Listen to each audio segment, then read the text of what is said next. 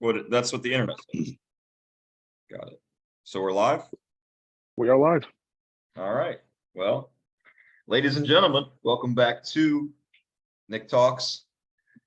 Here joining us today is a good friend of mine, good buddy, Harold Nunlee.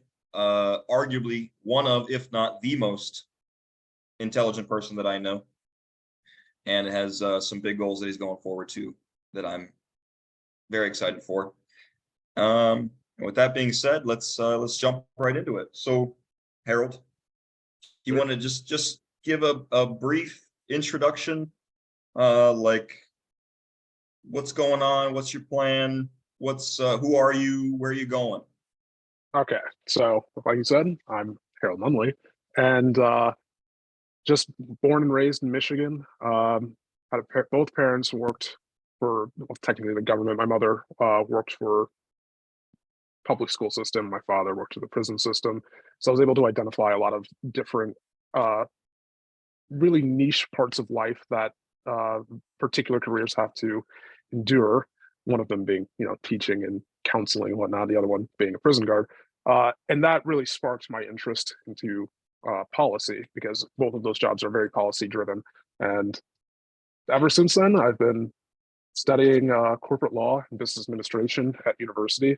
I'm almost done with my undergrad degree, and then the plan is to move on to Chicago, University of Chicago, for grad school and get a Juris Doctorate in law, and then a Master's of Business Administration for, the business degree. So there's that. All right. And what's like the big picture? Big picture is politics, but to say any specific action in politics is, unreasonable, because there's really no idea. I have no idea what the demand is going to be 20 years from now. So whether it's we really need something like a senator in the state of Michigan, then that's maybe a role that I would drive towards. But my first goal is to get into some sort of political role in the city of Detroit, because that's where I go to school. I go to school at Wayne State, and man, that city, it's just beautiful. It's a gorgeous place, and there's so much rich history through it. Starting from the fucking incubation of the United States of America, Detroit's always been there. Detroit's been one of the primary trade hubs for the country, and to see it fall in such a preventable way is something that's probably going to hurt me forever, unless it's something that I'm able to make amends for in some way, shape, or form, whether that be public transportation in the city, or education within the city, or even bringing new jobs to the city.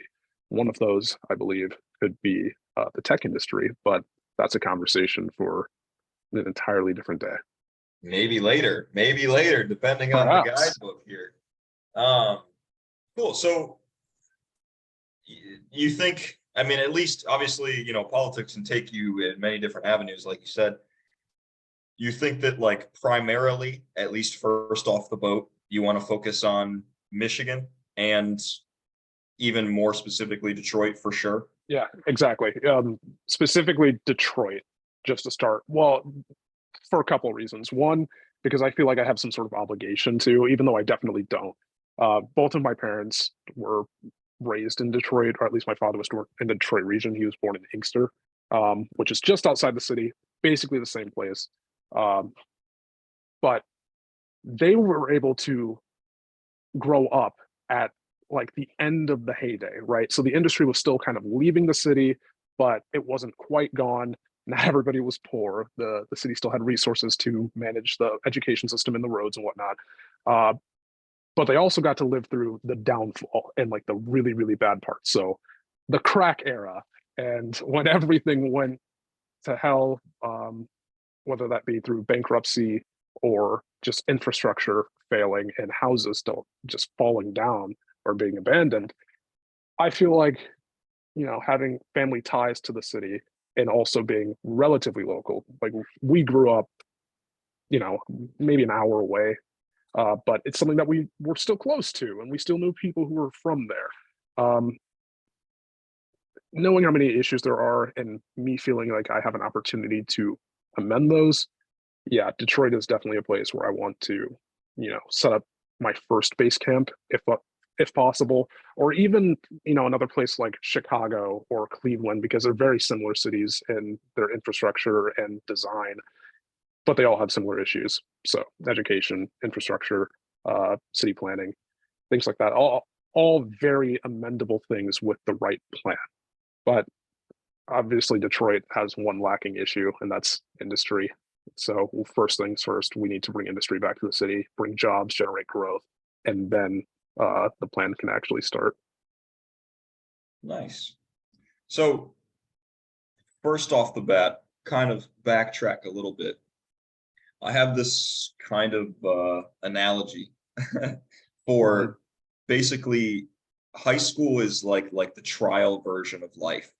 And I've found that that is increasingly true as I, like grow and I meet people, and especially like working in different areas, and you meet so many people from different breadths of life, different walks of life. It seems like whatever habits you build in high school, which makes sense, early adulthood, it just sets you on a course for your entire life. And very rarely do people change that, barring some crazy accident or incident or something like that. And so Right. do you see truth in that? Absolutely. I Right. mean, I would even be willing to say you could go back a little bit further than high school, even middle school, because that's where, Right. the fruits of interest start starting to grow. Um, and, obviously I've stayed on the same path since basically we first met all those years ago. Right. But definitely see truth in that, just because you're bouncing your ideas off of your peers, people that you really consider close, you're spending a lot of time with, 7 to 8 hours a day, sometimes more if you're doing after school activities, uh, and you just kind of build your character. Some might say that happens in college though, because now you're away from everything that uh, and you're actually able to just be yourself. You're not influenced by the people around you. You're not influenced by everybody else's ideas or people you genuinely care about their ideas.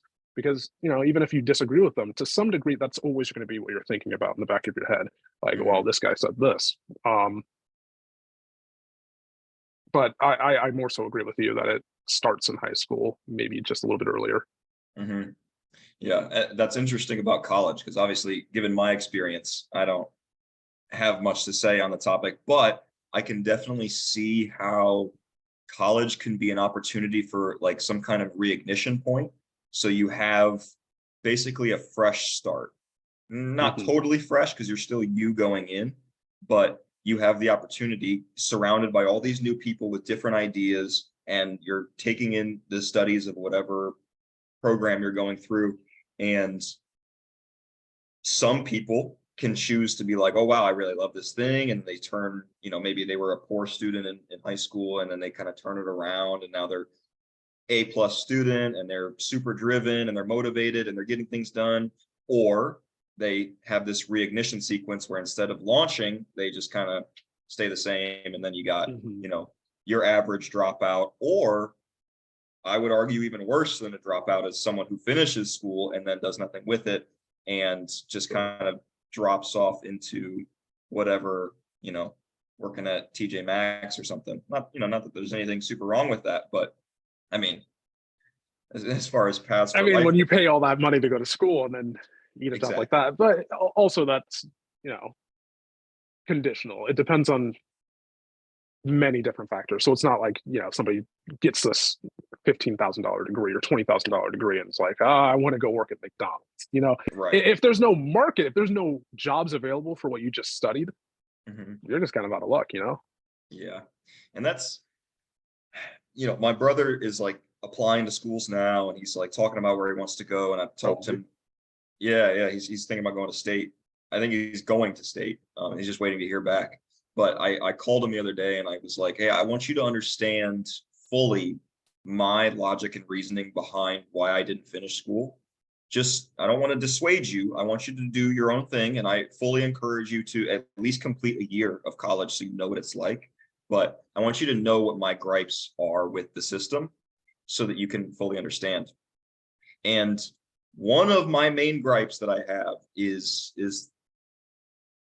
the whole deal about paying so much into a system that is such a populated market.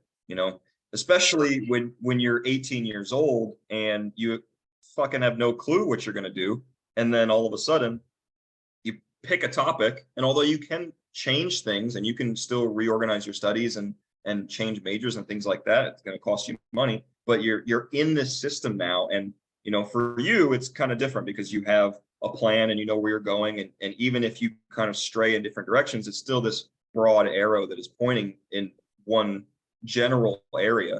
Whereas I would say most people don't have that direction, and then you get bought into this program of you need to go to college, and then you get a degree somewhere that you think that you're passionate in, and then you find out that the market is completely flooded because everyone goes to college. Maybe 20 years ago, you know what I'm saying? Right. Yeah, and that was actually a major reason why I was expressing some concern to my friends who were going to some schools for specifically engineering, because we graduated in a very STEM based field. That doesn't even make any sense. Everybody that we knew graduated understanding STEM, because that's what the public school system is teaching us now, because those are the most in-demand jobs. So anything related to math, so accounting, we need engineers, we need computer engineers, computer scientists. There's a plethora of jobs available for engineers, but mechanical engineering specifically, man, that is a flooded field. So many people want to get into that. And it's not, not because it's easy per se, but the jobs are good. They pay well. They're in good locations. Everybody knows that. So everybody was rushing to that. And I was talking to one of our good friends recently about it, and he just got a job at Tesla. So he worked out great, especially graduating with no student loans. Great for him. But yeah, that's key. The people that he is in school, or not in school with, the people he's working with now, they all went to the top of the top schools, right? So Nice. The most competitive schools that you can possibly get to, like University of Michigan, Stanford, stuff like that. He did not go to any of those schools. The people, his peers at college, aren't going to places like Tesla because the competition's so stiff. So when you have these Ivy League individuals getting into these great jobs, it's because they had the top of the top education. Is it because they're just so smart that they deserve to be at that university? I don't know. Maybe they just have the money to go to the university. Obviously, they have to have the grades to get into it to begin with. But personally, by the time we were ready to graduate high school and apply to school, even if I got accepted to Harvard, there's no way I would be able to go. I just didn't have the monetary funds to, move across the country, set up camp there, and then just live there. Could I have figured it out? Sure. But I feel like that would be more detrimental to me long term, right? So staying relatively not super local to where we went to high school, but relatively local, allowed me to still have all of the resources that I'd gathered prior to going to college, and then continue to build off of that. So I'm never, stripping myself away of any opportunities. I'm just building on that tower that I've essentially been building since day one. Right. But the competition is extremely stiff, and unless you are incredibly talented, you're like a school of fish just kind of swimming along. Somebody's got to be the leader, but is it going to be you? So I understand your concern with talking to your brother about that, but is it the best choice? Because you have to remember, like, what are your alternatives, right? So just out of high school, what can you do? What are your skills? Obviously you can gain them, but like basically nothing, pretty much. Right, you have no skills. So what's the best job you're going to get? Especially if you jump out of the house and move out immediately. Like, how much are you going to get paid? Are you going to have enough money to pay for rent for yourself? Obviously, you might have roommates, this and that. And then you have car insurance, cars, miscellaneous different things that people don't really think about. They're like, oh, I'm ready to leave the house. It all adds up, and you know this. You know it now for sure. Yeah, right, of course. So let me ask you this. By now, if you had stayed in college, you would have graduated with whatever degree you were going for. Yeah. Do you think that you would be better off with that degree? So absolutely not. Really? Absolutely not. I mean, because I was going for kinesiology, right? So if I Hold had on, played it, before we get into that, why did you choose that degree? I've always wanted to ask you that. because that was the topic that I was most interested at the time, and something that I actually knew a good amount about. Like I had started training when I was, I don't know, 15-ish maybe. And very shortly after, like I was introduced, like, whoever I was following on YouTube or whatever, to like how to read studies and EMG data, and like learning how different muscles tend, like biomechanics, all these things. So I was like understanding these concepts, and I was like, wow, this is really interesting. And I feel like in pursuing this, not only can I help myself be healthier and more fit and strong and look good and whatever, but also like help other people, which is the ultimate goal. But then I get there, and basically the biggest turnout that you can get is like a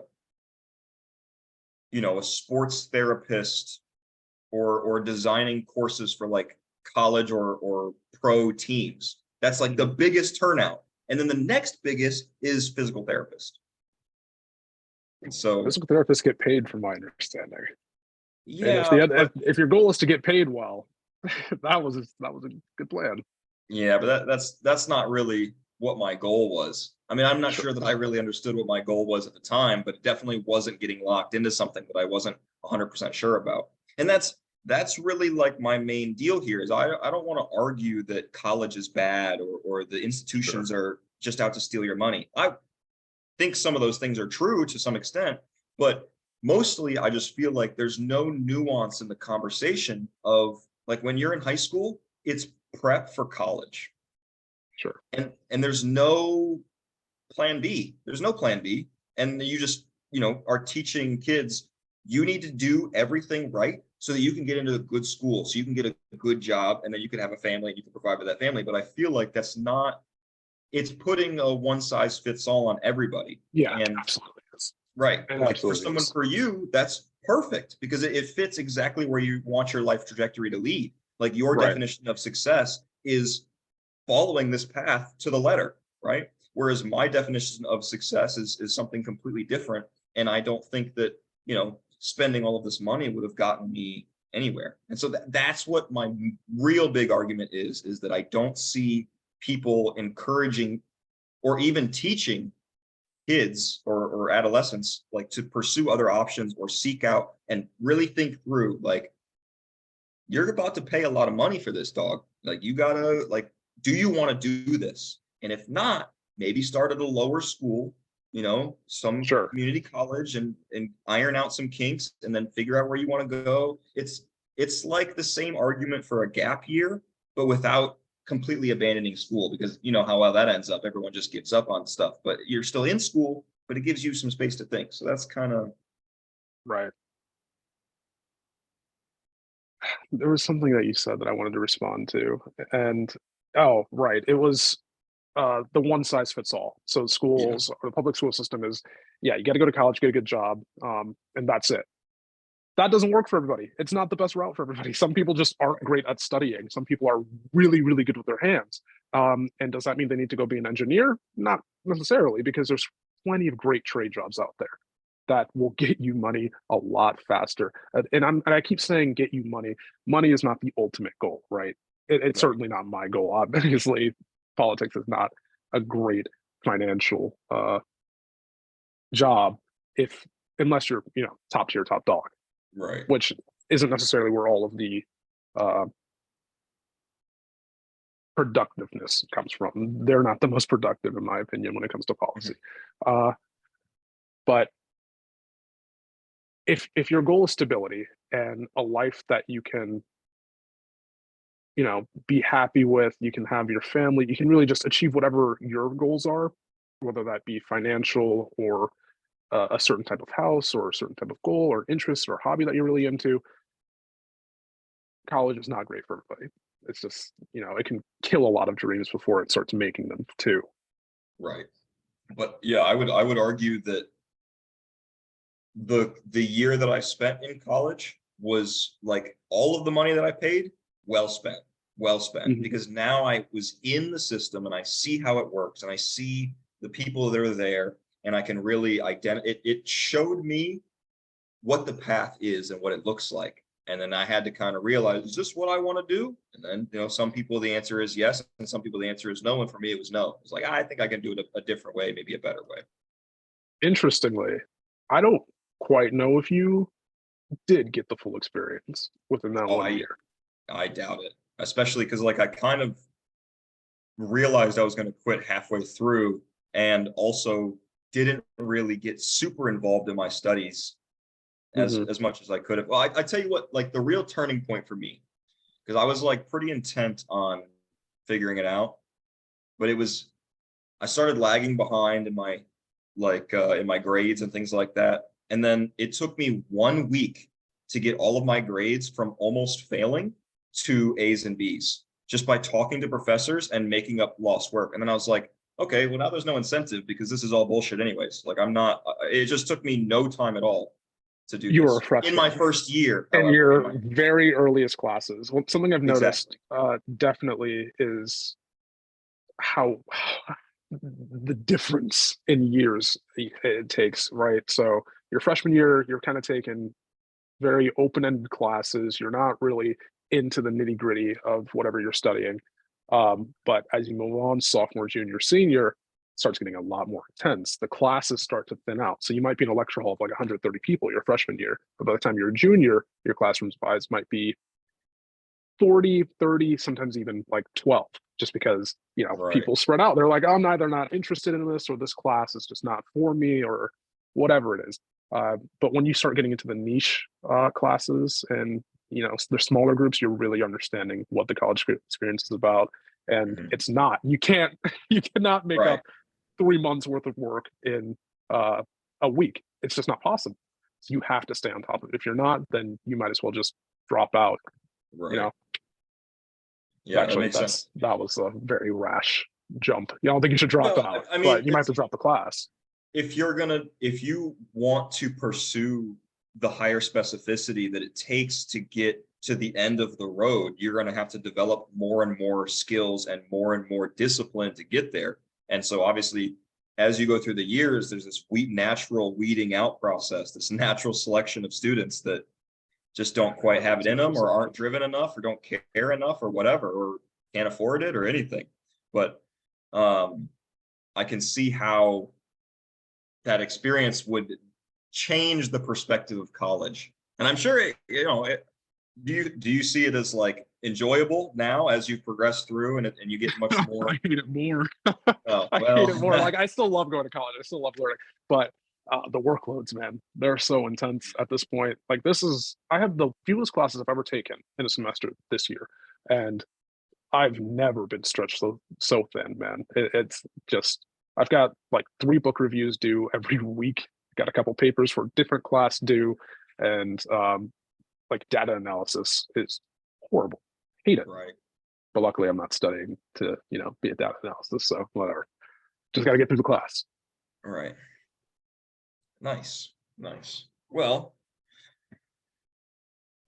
so kind of keeping in the theme of college, and more along the lifestyle lens, do you have rituals, or what keeps you productive, or is it really just mindset, willpower, determination kind of thing? Do you have things because I remember when I was still in Michigan, you had rules for partying, and you can't do certain things before 8 o'clock, and do you still keep with things like that? How do you stay on the ball now that the workload has increased so immensely?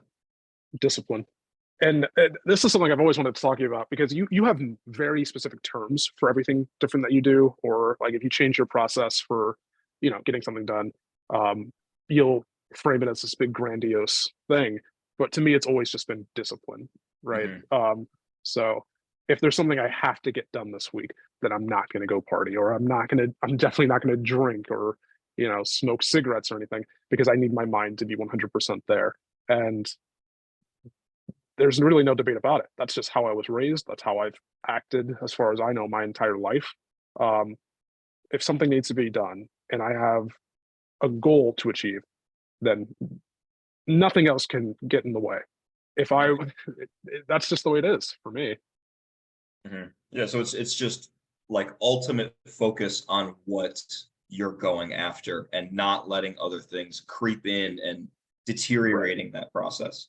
Yeah. Right, because it's just a priority based thing. So if this is my number one priority, then everything else can be pushed to the side. It has to be, Right. because that's Exactly. not the goal. Mhm. Yeah. Nice. So there's no like you put your socks on one this way and one this way, and then you go to bed No, laying on your no. no, go to bed the Just same time every day, wake up, get to work. I mean, I'll tell you what, a weird thing that I do is like I accidentally starve myself every so often. So I'll be in the process of like a paper, or I'll be reading a book for a book review. And I just will not eat until I'm done with the paper completely. And it's not like a ritual based thing. I just Mhm. forget. I've got these weird quirks when it comes to studying that I've noticed over the years. And it's not a ritualistic thing. It's just something Right. that I've noticed I've done. So yeah, like not eating is one of them. Right. I cannot read in a room full of people, stuff like that. That's interesting. I'm curious, because I've experimented with fasting a lot more recently, like over the last year, and I've noticed that there kind of comes a time when I'm fasting that my mind kind of kicks over and my body just starts. I don't know what the process is within, but like suddenly, like my focus is greater. Like I'm more prioritizing details, and I can stack tasks around me. So I'm curious if you've like somewhat accidentally developed a process for super fine tuning your brain just because you're like, hey, I need to, like, just from a Sure. willpower perspective, which is it really interesting because if you started from like, oh, I want to fast for this many hours so that I can focus on my paper better, but instead it's more of a top down approach where it's like this paper needs to get done and I'm not eating until it's done. And so maybe I think maybe you're getting some benefit there from.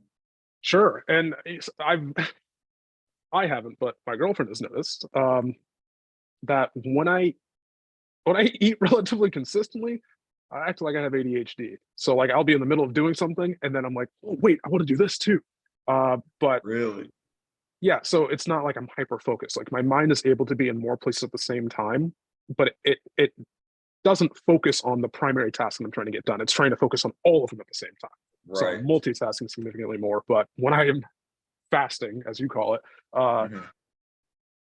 it's just Maybe a better term than starving myself. That's a little bit. yeah. Well, because I didn't want to say I'm fasting because it's not intentional. Right, I'm not exactly. Yeah, doing that it makes with a sense. goal. It just happens. Mhm. So yeah, I accidentally starve myself. Yeah, there you But go. maybe you're right. Maybe it is like I subconsciously realized I'm more productive on very specific tasks if I don't eat. So I just have my full attention there, and then I can focus elsewhere. But I don't know. It wasn't Right. intentional, I'll tell you that. Yeah. Well, I mean, either way, I mean, I think it's definitely a possibility because the difference that I notice when I fast correctly is like sometimes you can mess it up and then I'll get headaches and like I have to kind of communicate with my body in a specific way. But the difference that I notice in like a fasted mind is like Adderall or something. Like, I mean, I've never really experienced the effects of Adderall, but the way that it is described to me is basically like some kind of methamphetamine where you're just like going, Sure. right?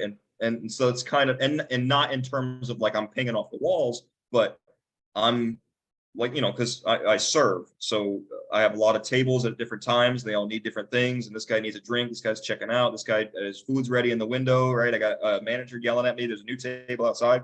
And Uh, when I intentionally fast, it's like, and I reach that point, it's like suddenly everything is like more clear. It's not so drastic to the point where I'm like, suddenly I see, but it is definitely an improvement. So, yeah. Another thing, coffee. When I need to get things done, I just don't drink coffee because really, yeah, I would think like I would be more intensely focused on what I'm doing, but no, yeah, my brain is just trying so hard to just connect so many different dots together. And sometimes that's beneficial, right? So when I don't have one specific task to get done, or like say, let's use the analogy of cleaning the house. Mhm. If I really, really needed to just like focus on cleaning the toilet, like the toilet has just been nasty, hasn't been cleaned in 30 years. That's obviously Mhm. not true. But if it Right. hadn't, I wouldn't drink coffee. I wouldn't eat. I would just focus on cleaning that until it's done.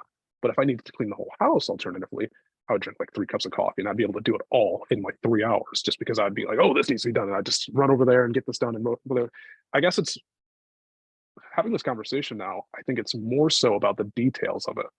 Mhm. So I'm more focused on the smaller details of things if I'm more intensely focused on it versus if I have a bunch of coffee, I'm wired all over the place. I'm not so intensely focusing on the details, but I'm still able to, web things together. Right. Which so it's like with only your mind, you're able to get this tunnel vision on what you need to get done now.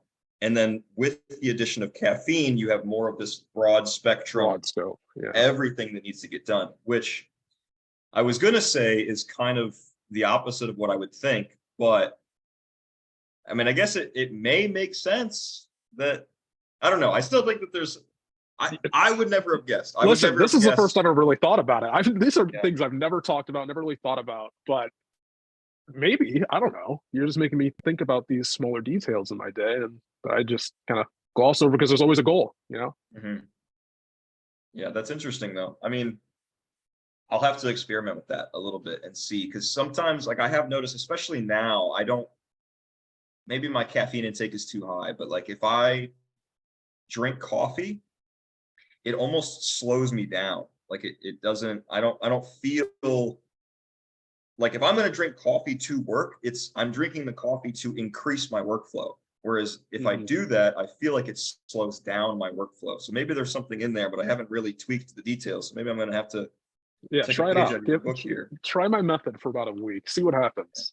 So so what you're saying is if you have like a laundry list of things to do that are in the same topic, such as cleaning the house. It's all Mhm. cleaning, but there's different. I got to clean this room and this room. I got to vacuum. I got to dust. I got to do the dishes, whatever. Then that is when you take some caffeine intake, and then it kind of broadens your view, and you can see all the tasks at once. But when you're just focusing on one thing, it's just do it. Just do it. Yeah, it's definitely like efficiency versus productivity. And like Right. if I need to be efficient, I need to be able to run around, get it all done really quickly. But if I need to be productive and, like I said, focus on those finer details, no Mhm. coffee, no food, just wired in. Nice, man. Nice. I didn't know. I didn't think about it, but it Yeah. kind of makes sense. That doesn't make sense to me, but that's just the way it is. Right. Well, I mean, I think that's like one of the things that I've been really trying to iron out, especially now that I've been making videos, is just really digging deep into the details of what I do and why I do it. And then, because sometimes a video that I made a while ago is a lot of success is accidental. So it's like maybe this whole I don't eat food and I don't do caffeine, it's like just you just completely kind of happened upon it. And then you have built habits on that hill that you've devised here. And so what am trying to do is find a way to really dissect everything and be like, is this how it works? And then play with it and then Mhm. iron it out to be like, yes, this I 100% know, at least with my body and my mind, that when I do this, this happens. And so that's You're very fixated on the processes, which I think is interesting because I'm really only focused on the end result. That's it. right. Like what ends justify the means. But Well, it kind of comes from this thing. I don't remember where I heard it, but I heard somewhere that it's like all creative geniuses or geniuses in any field, not just creative, were never aware of what made them genius. And so this act it comes from the guy that got the getting things done method guy. I can't remember what his name is mhm, right now, but I almost got it. I almost had it, but whatever. Basically, so what he started to do, this kind of changed my mindset a little bit. I was on this path a little bit, but he really made it a lot more clear. Is taking these people who have, like a Steve Jobs or something, for lack of a better example, but someone who has mhm, created something massive, and they just do stuff, right? He just organized his days the way that he did because it was what he just did, right? And it led him to right. success, and he built habits upon it, such as yourself. And so, from an outside perspective, really digging deep and knowing the person and understanding their process that they don't even understand themselves. So now, instead of it just being like, he's just a genius, it's we now have an equation to lead us to that if you can follow it and if it works for you, right? So Sure. that's what I'm really interested in. So this is definitely productive. Yeah. Man, I had a point, but I lost it. It's gone now. Terrible. But you Yeah. so it's it's the exact same thing with you. So you have this end goal, such as many people who have created great things have this end goal, and they are just like, I'm going to get this done, and whatever I got to do to get there, I'm going to do it. And they just carve out the path. And so instead, my view has changed to where it's like, what if I can tweak the details to ensure that no matter what, I end up at that goal? So it no longer becomes this total drive and motivation willpower. It's now I'm just tweaking the engine of my locomotive so that it's going to take me to the destination regardless. Sure. If I yeah, you see what I mean? It feels like so much more work, though. It's It like a might ridiculously amount more work. it might be because now that I'm hearing it like out loud, I'm not sure that it's a better path, but I don't know. I think it's more interesting to me to kind of dig into the details like in that specific way. But I can also see how if you just don't think about any of that bullshit and you just like think about like just completely focus on what you're doing, then you're gonna get there either way. Yeah. I mean, like, I feel like either one's work. I don't think any sort of like we were talking about school a minute ago. There's no one size fits all Right. scenario for everybody here. There's 8 billion people on the planet. If that worked out, then we'd be living in a wonderful society. But that's just not the way it is. And either that's because people don't have processes or they don't have goals. But at the end of the day, everything's going to be a little bit different for everybody. But that's just what works for me for now. I can't say it's going to work in the future because who knows? Maybe my body's going to, reject me for Right. starving it. Yeah, right. So similar topic. I was very curious. Obviously, you've had quite a weight loss journey. I mean, it wasn't Yeah, like a super long journey, but I very short. am really Not because I curious. starved myself, for the record. Maybe not completely. No, I was actually eating during that time. That Okay. happened after the fact. Okay. Well, I'm curious on not only like your inner look, both before and after, and how you think the world perceives you. Do you think that there's a difference in the way that people experience you? I mean, obviously, for sure, Yeah, for sure. Absolutely. like the way you're treated, the opportunities you get, the respect that you get.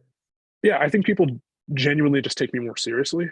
Like, not Mhm. genuinely, but generally take me more seriously, right? And if that's a reflection of, me just aging and appearing older or, just seeming more legitimate to people, um, 100% I've noticed a difference between heavier me and then me now. Uh, Mhm. and to put into context and to swing back to me starving myself thing, um, when I first started losing weight, it was immediately after we graduated high school. And Mhm. it wasn't like it was never like, oh God, I feel so gross. I look so bad and this and that. Simply, it was two things. One, I would notice that girls didn't like me nearly enough because I know I had it all there, but Mhm. something wasn't attracting them.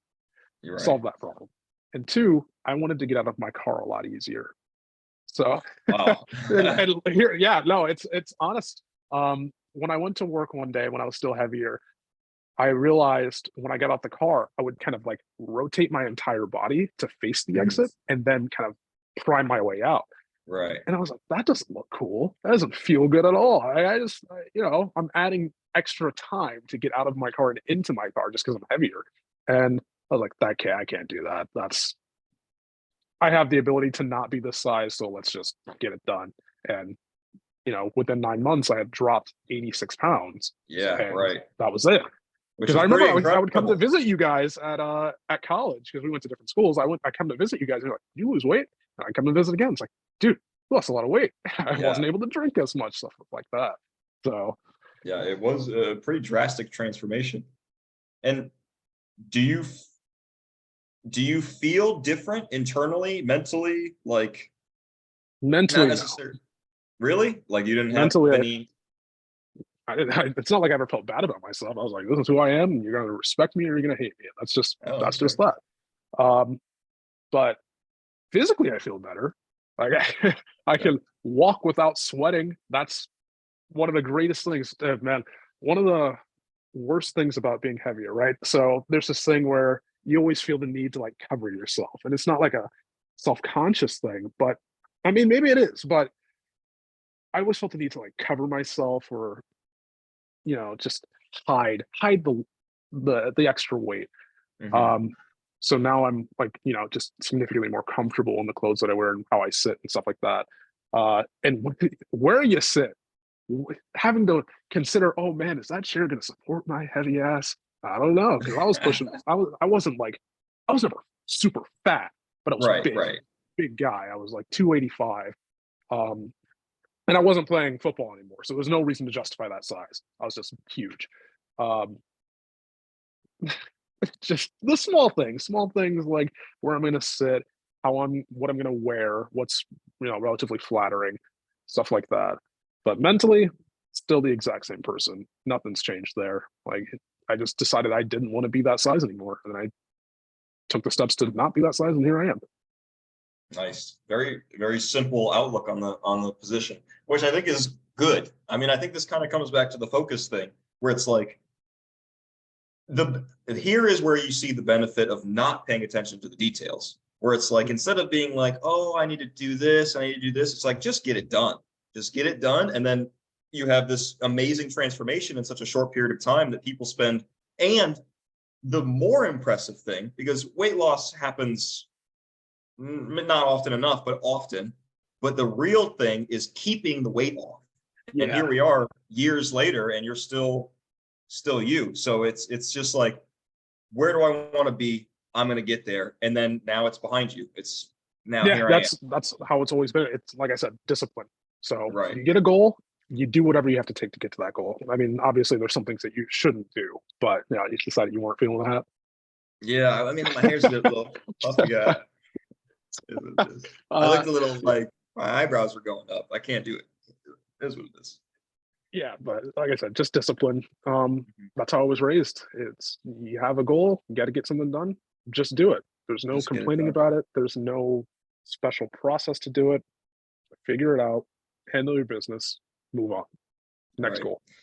Also interesting that it wasn't motivated by like a health benefit or even like a main insecurity benefit. Maybe some lagging insecurity back here with the whole covering yourself, right? But it wasn't at all like the main motivation, which I think is interesting because I mean, I've never been heavy, but I would say that from what I hear, those are like the two main things people are like, wow, I got to get this in check is either health or like super insecure. Right, but it's just something I decided I wanted to do. Health wise, I knew it wasn't good for me. Right. I didn't care. I was 18. Right. Like every 18-year-old boy thinks they're basically invincible, right? There's Right. nothing in my mind. Every time I went to the doctor, they're like, you're perfectly healthy, nothing's wrong with you, this and that. You're a little overweight, not even a little overweight. You're overweight, you can stand that to get off, but it's not like I had high blood pressure. It wasn't like I, couldn't walk 10 miles or I couldn't run. I could do Mhm. everything that I can do now. I was just heavier. I just didn't want to be anymore. It was it required more effort to stay heavy than it requires to stay thin. And what I mean by that is, like I said, I could walk those 10 miles. I wouldn't enjoy it. I wouldn't be able to do a pull up or push ups were just more difficult. Things that I wanted to do were more difficult than they needed to be. So I just had to get to a point where they weren't as difficult, like getting out the car. Mhm. Do you think that so obviously like all of these things that we've mentioned so far is a lot, as you've said, discipline and willpower. Is that something that you think is just a natural part of you, or do you think that that is something that you've built habits that have increased that trait overall, or maybe a little bit of both? Probably a little bit of both. I think it'd be ignorant of me not to say a little bit of both, but Mhm. confidently, I want to say it was something I learned. Um, you know, Mhm. and I want to credit my father a lot for that because he, like I mentioned, he grew up in Inkster, which is not, not even a middle class area. It's a lower class area. There's, quite a bit of crime. And granted, that crime wasn't there and people were relatively well off when he was growing up. But when he came back from school, when he visited his parents after he graduated college, is a totally different place. Um, but I credit him because the guy really worked hard to keep us out of the environments that he grew up in. And I I respected that a lot. And he went to school, he got a bachelor's degree, but he ended up working in a prison and he worked 16 hours a day, practically every single day. For the first 7 years of my life, I have very few memories of my father because he was always working. Um, and it's not like I hold it against him or anything. I've very much praised him for that because he put me in a position so where I can be better than him. I can, go further than he ever did. But just being a kid and seeing how hard he worked just for us to be able to have the opportunity to be better than him. It's like he had discipline. He might have indulged in his vices, but at the end of the day, he still went to work. He still stayed at work. He Right. never called off. Never, even if he was sick, he still went. That was just discipline that I saw. That was what I grew up around, and I think I just took some of that from him. Nice. And then you think that maybe, implementing some of those things in your life and then builds a habit, and then now it's Yeah, like it shapes your mindset, and then you start doing things and you're seeing it's possible, and then reinforcing that, and now right. it's part of you. And Now, now that it's part of you, it's consistently reinforced over time so that it's even more part of you all the time. yeah, it's to a point where I don't even think about it anymore. It's like, Right. wow, I really don't want to write this paper, but I got to do it. It's got Yeah, to get done. Just it's got got to to do get it. done. Yeah, I think that's a really important point to get to, because the same can be true on the opposite end of the spectrum, obviously. Like when you overindulge all the time and you call off work, and then, it's Yeah, easier to call off of whatever you're doing the next time because you did it this time. And so building this habit has this stacking effect of where you're just consistently reinforcing and telling your mind that, like, the work comes first. It's just got to get done. And then, yeah, whatever else happens after. And then you get to after, and it's like, well, now the next work needs to be done. And so that kind of highlights the process of, like, this can be learned. Maybe you didn't have, maybe, anybody who's listening maybe doesn't have quite the prime role model in this aspect that you did, right? sure. But this can still be a learned trait by just building these behaviors, and having, like, you just need the one day that you wake up early and you start to train a discipline, and then the next day, and then the next day, and then you can build on that, Sure. and then next thing you know, you have, Yeah, this because not mindset. everybody's fortunate enough to have that, role model to, Right. see and learn from. Some people just have to try it and do it. Uh, Right. but something I want to tie this into is the culture around work habits and like discipline and stuff like that. Because now we're seeing more and more of people saying self care. Because self care is Mhm. something I had never heard about until maybe 3 or 4 years ago. It was Right. just a taboo thing, taking a day off because you're mentally unwell or you're just like not mentally there. Mhm. I had never heard of anything like that. I really thought it was dumb, to put into Yeah. plain words. It didn't make any sense to me because it's like, okay, well, you have to pay the bills. What do you mean you're just going to take a day off? What do you? It didn't make sense to my mind, and still today it doesn't really make sense to me because that's just not how I was raised. But I see how it can be necessary for some people, Mhm. even though I may disagree with it. It's just not everybody has the will to Yeah. persevere through whatever they're going through all the time, and sometimes the world is, it quite literally does get to be too much. You have too much heavy stuff going on the outside, things that are completely external to you but still impact you.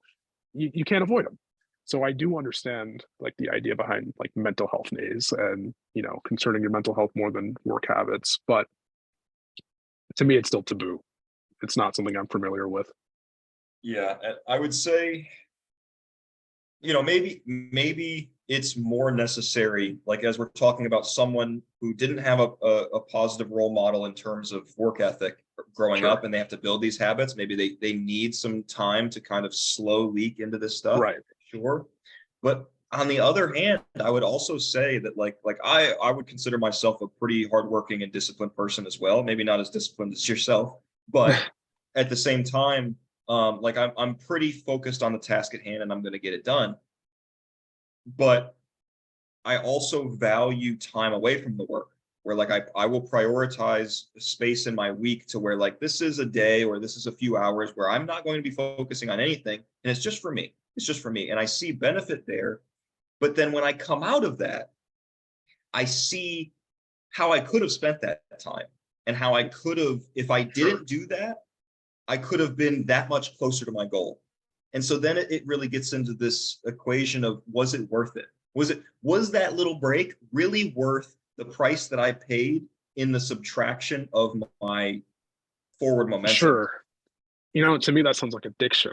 And now I'm thinking about it, it almost is like an addiction, because I have taken, a day where it's like, I gotta pause. I gotta, recuperate my thoughts, just slow down a little bit so I can gather energy. Even though I said it was taboo, it was something I, tested with.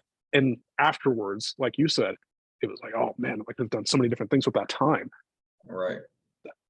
It feels like an addiction. Like I just Mhm. cannot stop. And if I do, I feel horrible about myself. And that's Right. worse than, why I took the mental health day.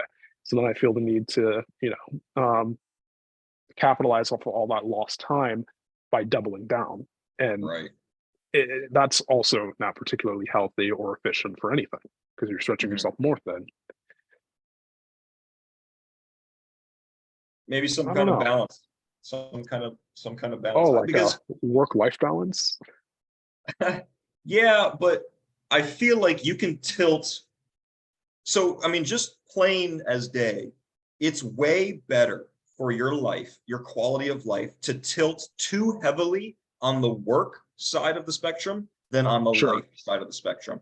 So, if you're gonna, err on the side of caution, go that way towards work, right? But I think that there could be some value in just taking your foot off the gas a little bit, and maybe play around with the time frame and how long you do it and what you do in that time, so it's not taken away from your goals. But I feel like it could be beneficial to kind of ease off the brakes. And like you said, that might be an addiction that is not entirely healthy for like being a completely rounded human, because not only do you have your Sure. goals, but you also have your life, and like you need to live at some point. You can't forget to live your life as you're going through it, not just be hustling towards the next thing. And that can become this like, oh, I didn't get it done. I didn't get it done. Now I have to get 3 times as much done tomorrow, and getting kind of sucked into the process. So I don't have a process for Yeah, that yet, but I'm trying to get there. it's it's almost, also, these are all super American concepts. And the more that I travel and experience and talk to other Yeah. people, the more I'm understanding, like, okay, so I'm the weird one, right? So Mhm. my discipline is not, it's not normal for most people, but it works for me. It keeps me balanced, right? Really? Um, what do you mean? Like, like I thought that you were gonna kind of go on the track of like other countries are less fortunate and therefore they don't have the luxury of considering work-life balance and it's just all discipline. No, But no, that's I was going to interesting. go in a completely different direction. Really? I mean, comparing similar countries to the United States, so Western countries, uh, if we look at, you know, Denmark or Sweden or the Netherlands, their work life balance is a lot different. So they do take time to prioritize themselves. They take time to go on vacations. I mean, even their jobs encourage that. They encourage more time off that's still paid. In the United States, it's just grind, grind, grind, or you're going to fall behind. Um, Right. but in different places of the world, okay, so let's take Japan, for example. We were talking about it not too long ago. They work themselves nearly to death Right. because that's their Sometimes literally. culture, Yeah. li- quite literally. And that's just in their culture. Is that good? Yeah. That's where you're I don't observe tilting it as good. 100% to the work balance. Right. So, like we said earlier, it really is just about what works for you, and this works for me. And it also is a little bit of, I guess you could say it's a little bit of a fear, because I also don't want to let my father down. Right. So Mhm. if I slow down and if I don't achieve what I think I'm going to achieve, it's because I took that extra day off, or because I just Right. wasn't disciplined enough to follow through with this. And uh, everything that he ever worked for is lost in me. Does that, like, it's not like I necessarily owe him anything, but Mhm. to be allowed an opportunity to be greater than he ever was, or anything in my family has ever been, I can quite literally be the most influential Nunlee that's ever existed. Uh, Mhm. to me, that's the goal for within the family, because that's what everybody generally generationally has been working towards.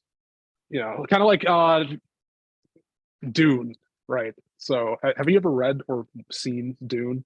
I saw it. Yeah, I have the book, but I tried reading it once when I was very young, It's and I it's was a like, it's a "What?" very intense book. It's a very Yeah. politics based book. But the quasi cataract, I don't really know how they pronounce it, but um, you have all these generations of witches that are breeding very intricately and delicately to create this quasi cataract. So again, butchering the pronunciation. Um, Mhm. which is essentially like an all-seeing God. I'm not comparing myself to an all-seeing God, but they took such care in um, who they were with, who they were around, and who they were sleeping with in order to progress this ultimate being. And Right. for the past three generations that I'm able to check back on in my family, it's essentially the same thing, but not, in the God sense, but Right. just you're able to do whatever you want to do. You don't have to do something you don't want to do just to survive. So, Mhm. farming, working in a prison, working in a school, it's what I want to do. So, I'm able Right. to work towards those dreams rather than just, settling and being like, oh, well, I hope my kids are able to do something, which if I fail, then I hope they are. But it can start with me, and hopefully it does. Right. And then even if you succeed, then you're just creating a higher pedestal for your children to step off of and move up. So Right. it's Like it's just benefit. raising the bar constantly. Exactly. Yeah. So yeah, that's something that I think I touched on recently, where it's like as you get more into the progression of where you're going, you start to develop a responsibility to continue on that path Right. because you realize, like, I mean, in your case, you have this kind of ascending ladder where bodies have been laid so that the foundation that you walk on now stands, right? And then now you can do the same for those after you, and generations can pass that legacy on. Whereas my legacy is like there's nothing back there, dude. There's Mhm. nothing back there. But the lesson remains the same, where it's like I have a responsibility to create the greatest amount that I can possibly create with my life so that those that come after me will be blessed with what I worked my whole life for. And then they can create even more. Because it's like, say, I just gave up. Maybe I had like a successful book, or I wrote a screenplay or something and it sold, and I was able to like be comfortable, right? And then I get like a normal Mhm. job and then I relax. And so I have like a success. So maybe my children will be better off than if I did nothing, but they would not be better off in that circumstance than if I was king of the world and did everything in my power to ensure that I have, I'm helping as many people as possible. I'm Yeah. I'm spreading as much lessons as I can, and influencing as many people as I can to do, go in the right direction and push myself in all these different avenues. They would be much better off in that sense. And so as you start to realize this, and the harder you work, the more you realize it, it becomes not only a realization of what did or did not come before, but what you have to do to ensure what comes after. I think Yeah, that's a absolutely. yeah. And you know, I've said this to you probably 1,000 times. I've written about it. I've been talking about it for nearly 10 years now, and I've called it my future campaign slogan. And I've been saying the same, that we set the foundation for the next generation.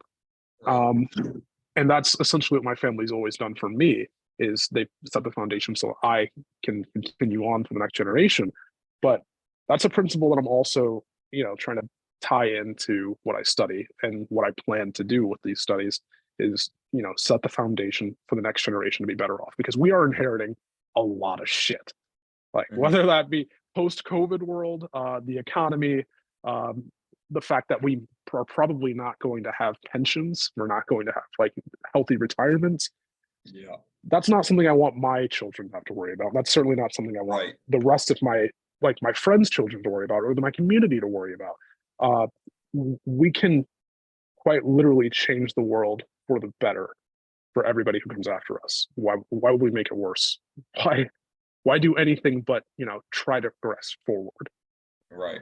Yeah. And to the greatest extent that you're humanly capable of, like, why not? And I feel like that's, I mean, I don't want to get too, I don't know, evangelical or whatever and say it's like the most noble cause, but I do think that it is such a sense of purpose that comes with, this is not for me. I mean, it's for Mhm. me. Like, some things are for me. Like, I want to have a productive life. I want to live a life that I'm proud of. I want to become someone that I am. I'm creating a legacy of which, maybe after or during, I will be fond of. But really, at the end of the day, when you create ripples in the pond, and you never know where those ripples are going to lead, and so it is up to you to create the biggest amount of good ripples versus bad ripples. There's a Yeah, poor analogy there, yeah, but you know what I'm yeah. No, saying. what I You know what I'm saying. understand. Yeah, Yeah. yeah, it's just always important to me, man. I really, really think that I'm capable of helping people in the future, whether that just be my kids or your kids or somebody else's kids. I don't want anybody to have to deal with the same stuff that my father had to deal with. And then there's parts of my childhood that I don't want anybody to have to deal with what I had to deal with. Right. We can always take the negative parts of our life and then try to make it better, if not for ourselves, but for somebody else. And I feel like Mhm. that's really our duty, because what are we here for, right?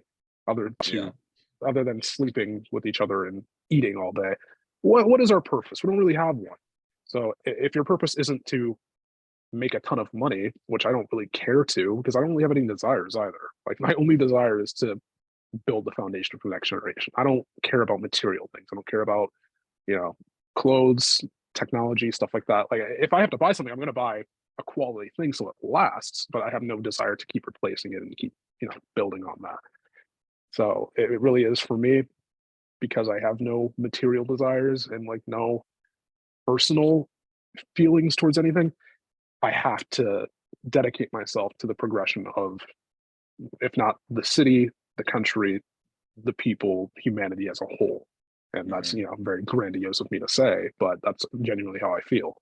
Right. I mean, but I don't think it's too grandiose, especially when you consider, imagine, you're working at a city level or even a school district level, and you find a process that makes things so much better than they've ever been.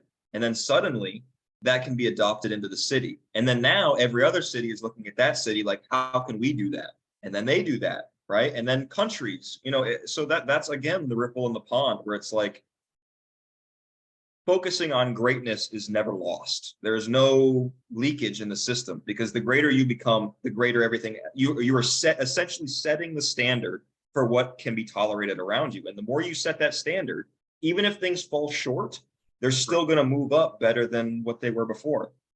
Right, exactly. Yeah. And I'm curious, in the topic of those who came before and those who will come after, as you get older, do you notice more things that your parents did that you didn't realize when you were younger, and how you will either implement that or weed that out for your children? Like, do you think about that? I think about it. Um, I think about it a lot, actually, and it's something I just talked about with my father recently. Uh, and his methods of teaching a lesson, right? So, say I messed up. This guy, he was intense, man. He was very. Did he have to be that intense with a 4-year-old? Not always, but Yeah. sometimes it was helpful, right? It helped me become a better person, you And could become say. who you are today, Yeah, and I think that's very important. But I don't really know if I'm going to be able to weed it out, because like I said, like the discipline thing, it's in my DNA now. It's who I am Right. now. And even if I was like, I hated how my father forced me to play football when I was in elementary school. And even still looking back on it, I still hate it, but I don't know if I wouldn't do that to my kids, because if I had, what would I be doing other than just sitting around? I think forcing me to do something, get out of the house and start an activity, whether I was interested in it or not, also helps create that discipline. Um, so like it's, I'm not really answering your question because I don't have one. I have Right. no Right. idea how I'm going to be in another 10 years, because I really don't plan on having kids for another 10 years ish. But Yeah. and it also depends on the world around us too. So I was Hmm. fortunate enough to live in a relatively safe place where I was able to, go outside and explore and do all these different things. But if my kids are more vulnerable than I ever was, then I'll have to be more strict. If they're not, if I don't feel they're as smart as I was when I was four, and that's not fair to say, but if I don't feel like they're capable of surviving the world around them, then I'll have to restrict them to some degree. And it's not something that I look forward to. But if I love my kid and I care about their safety more than anything else, I'm gonna have to, bite the bullet and be like, no, you can't do that. Right. Why? Because you're just not prepared to. Hmm. Until you're prepared to, that's just not something I'm willing to, let you test the waters with. Like, here, sink or swim. If I don't think you can swim, you're not going to get in the pool. Hmm. Yeah. And sometimes you got to lay those lessons down hard, and guaranteed they're going to be sitting with their friends someday being like, damn, dude, I wish, my dad didn't force me to do this or didn't yell at me Yeah. like this. But like maybe as you grow older, you start to understand something, a different aspect of like sometimes you just got to hammer that point home.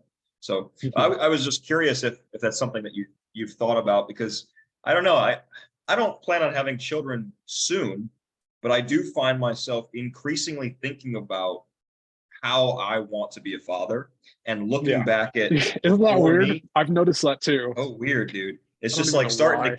starting to kick in. And now, like as especially now that I'm trying to improve myself in a lot of different ways. Like not like mentally, somewhat mentally, but like my habits and my, how I get things done, and how I am with money and all these things. Mm. As I make these improvements, I start to look back and see like there were some mistakes being made that could have been avoided. Like there were some preventable things. And I even more importantly than that, I think, is there was negative habits that I have taken from my parents that now that I am aware of that, it makes me even again with the responsibility thing, it makes me even more driven to make myself the best as possible so that there's Sure. less Yeah, absolutely. less for my kids to have to something. I don't know if the video has released, actually I think it released this morning, but essentially I was talking about you have to atone for the sins of those before you, essentially. So Yeah. maybe you were not the one who caused these problems within you. They're habits that you learned, they're behaviors that you developed as you were growing up.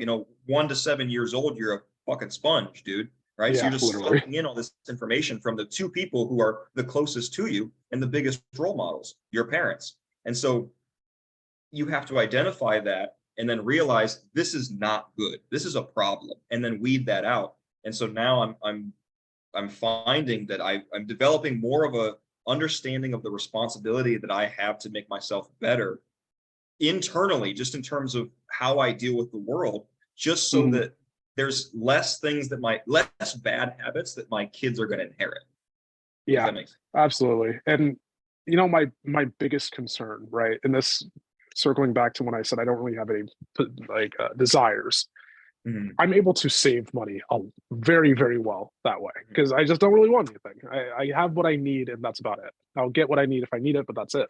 Um, I hope my kids are that way.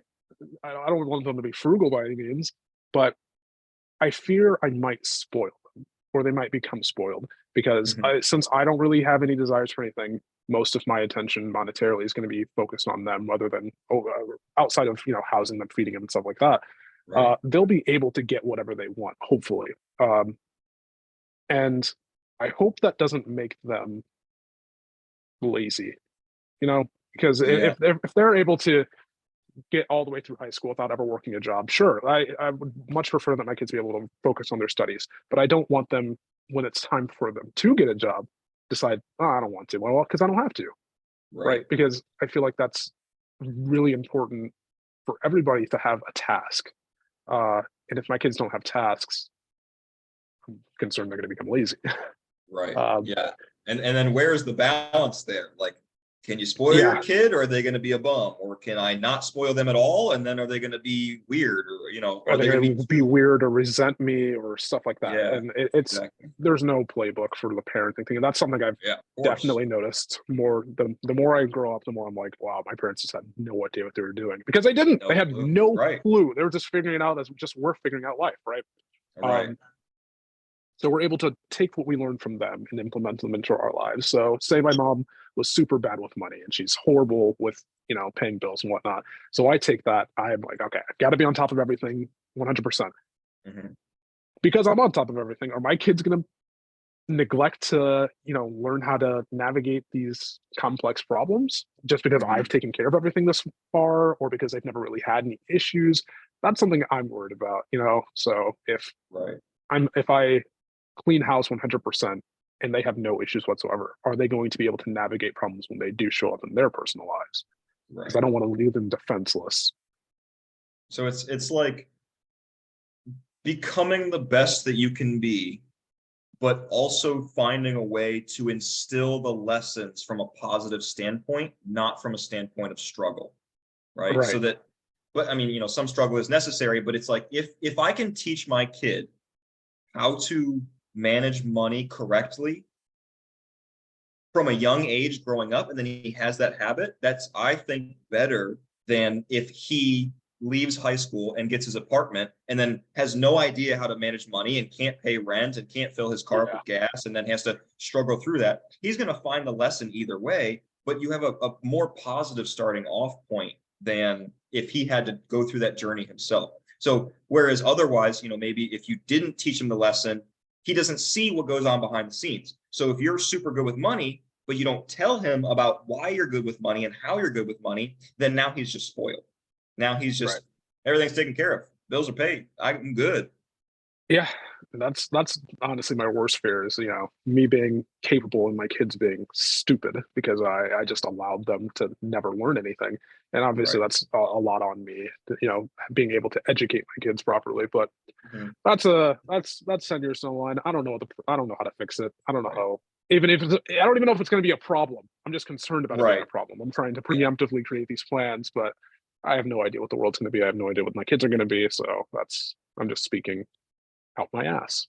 Right. Yeah. I mean, yeah. I mean, obviously things change when that baby's in your arms, right? I'm Yeah. sure it's just like, well, shit, right? Yeah. Have you heard what Shaq told his kids? No. So basically, the story that I heard him tell was that his kids were asking for all this nice stuff, and he just like refused. Like he would give them gifts for their birthday and stuff like that. And he's rich, so obviously he's gonna give them nice stuff. But when they would just Right. ask him for things, he just refuses. And they're like, "Hey, well, I mean, we're rich. Why can't I have this stuff?" And he said, "No, I'm rich. You are not. I have Okay. built this. You have nothing." So that's where I think that there's this important jumping off point is this education of like, I have this and I am your caretaker and I love you and I care for you. And it is my duty to make sure that you are taken care of. And I'm going to do Mhm. that.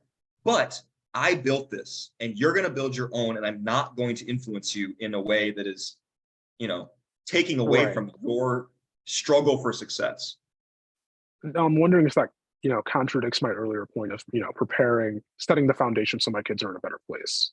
Does that Mhm. contradict anything? I don't necessarily think so, because, giving them whatever they want whenever they wanted, that's spoiling. I don't think we Right, need to do right, right, all of right. that. The bare necessities, sure, I have no issues with that. Even if, like, my kids are in college, hypothetically, my kids are in college, they have their own apartments, and they're running a little low on cash. I would throw them a bone here and there, because Mhm. sometimes you need help. Not everybody Right. is in a great financial spot all the time, or they're not able to focus on super intense classes while working part-time or full-time jobs. It's I want them to have the security of life, of knowing like they can live comfortably, but I don't want them to just take it for granted, right? So Right. knowing that they have security, it's like, oh, I can do whatever I want. I'm a Billy badass. No, you're still going to be a disciplined individual, but Mhm. if things fail for you, you do have a place to come back to. You do have a base camp to rebuild everything that you just lost. That's what I'm really hoping for. Right. Yeah. Yeah. I think it absolutely can be done, but I think the journey of finding out how to do it is Yeah, one that's that going to be a will whole be, different process. yeah, it'll be a learning thing for sure. Do you think, I mean, I feel like all these things we've kind of just brushed over, but I mean, we're talking about like discipline and core values and purpose and studying those who came before so that we can be better for those who came after. Do you think that these, because I would consider these high values. These are like a moral and ethics system that Yeah, is absolutely. more positive and more big picture. Do you think that that is fading in society now, or do you think? I mean, like, how do you see that playing out broad spectrum across everyone? Because in my opinion, I kind of feel like maybe it's not what it was Mhm. before. Okay, so I think one of the greatest inventions of all time is the internet. But I also think the most dangerous invention of all time, well, might be the nuclear bomb, but also the internet. Um, Right. because now, like, we grew up in a time where we could isolate ourselves with our own thoughts, right? Like, you didn't really have a whole bunch of influence on you when you were a kid, especially not from uh, other people trying to spread agendas. But Right. now that agendas, maybe they're not a new thing or there's not any more of them, you just can hear more intricately about people's agendas. I think that might be compromising people's morals and their Mhm. own personal views and like, their own decision making because they're so willing to just shut their brain off and then listen to whoever they see on the TV or what on their computer on their phones. It's like, Right. oh, okay, so that opinion makes sense to me. I'm going to go with that instead of breaking it down within their own heads and, Right. trying to see if it actually makes any sense in practice or, something or whatever. Wow, just had a little brain fart there. Something or the other. Um, but yeah, I agree with you to a degree that Yeah. morals and such are being compromised, but not to a point where I think it's a problem. Because for every asshole 5-year-old TikTok kid, there's some 5-year-old that's learning the piano. I don't. Right. There's 8 billion people. We can't say because these anecdotal people on the internet Yeah. are Exactly. justification enough to say, yeah, we're falling as a society, or Mhm. personalities are being compromised, whatever. Right. Yeah, I would agree. I would say that a very short time ago, I kind of did succumb slightly to the doom and gloom of we're heading down a hole, man. Yeah. And now I have a more balanced approach where it's like, are these things happening? For sure. I think especially with younger and younger ages having access to the entirety of the information of the entire world. I mean, a 6-year-old can go watch beheadings in Pakistan if he wants to, right? Yeah. So that is definitely going, and that's new. Never in human history, as far as we're aware, it has ever been a thing before. And so it's definitely Mhm. going to have an effect on the way people perceive the world and information and each other and the way that they develop their moral compass. But I don't necessarily believe that humans are the species that just falls like that. Like there's always What do you mean dips. by that? I mean, I think that humanity as a whole generally has an upward trending path. Now, in any upward trending path, it's not a straight line, right? There's going to be dips and things, and this is just in terms of like culture. So not technology or anything like that. That's freaking straight up. But I mean, maybe as a whole, we're experiencing a slight dip now. Maybe. I don't know that for a fact. It could be a Mhm. fact, but I would say that broad scale, we're going to figure it out. We're going to figure it out. We're not used to dealing with this information overload right now. And maybe that's going to have an effect on our kids. And maybe COVID had an effect on kids in school wearing masks. And No, you hear it about like, definitely had an effect on kids in school now, exactly. especially But younger ones.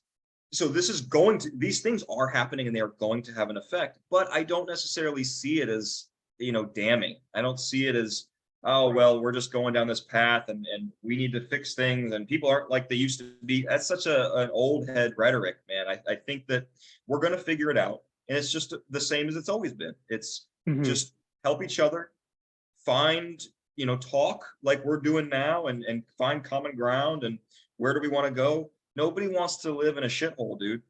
We want to live at least slightly better than before. And so I think, does that make sense? You see, you get what Yeah, I'm saying? no, yeah, it makes perfect sense to me. I agree with that almost 100%, honestly. Mhm. But actually, uh, Nice rebuttal. not a rebuttal, but I think you're right in that it's constant. This has always been happening. So while we're dealing with the internet, a different generation was dealing with the rise of not cell phones, but like just communications in general, telephones. Right. Like once everyone had Right. telephones, you didn't have to travel across the country to communicate anymore. And Right. uh, I'm sure there were debates on, oh, is this healthy for us? Is this taking away our Yeah, humanity? that's a great And they point. definitely did that with TVs. They definitely did it with video games and whatnot. Cars, right? Oh, they don't Cars. have to drive horses anymore. What? Yeah, Yeah. we're taking ourselves out of nature. It's always been, it's a never ending debate, but Right. now it's just a little bit more scary because instead of it being like we're being pulled out of our communities, we're being pulled of our humanity because Yeah. now we're being desensitized to things that we probably shouldn't be, like Right. beheadings, like you used as an Right. example. Exactly. That's something that should be extremely alarming to us. But now, I'll be honest with you, if I was on Twitter, okay, wow, that's tough. Just keep scrolling. Right. That's wild to me Yeah. that this is Exactly. where we're at in humanity. So this is just a new obstacle, like you said, that we have to navigate. But we will persevere. We will achieve it. It's just going to take time, and then it might have to adapt a little bit. But overall, humanity will be fine because not everybody uses the internet. Right. I do think it is frightening, but I mean, yeah, like you said, we're going to pull through and it's just a new challenge for a new era. And kind of on the same note, one, do you see a decline in religion? At least in Western culture. I can't, I don't know if we can speak directly to cultures around the world, but at least in the communities that we're familiar with and in the spaces that we operate within, do you see less people being um, like devout religious or even Sunday church Yeah, thing? And yeah. then how do you think that plays into this system of morals and ethics?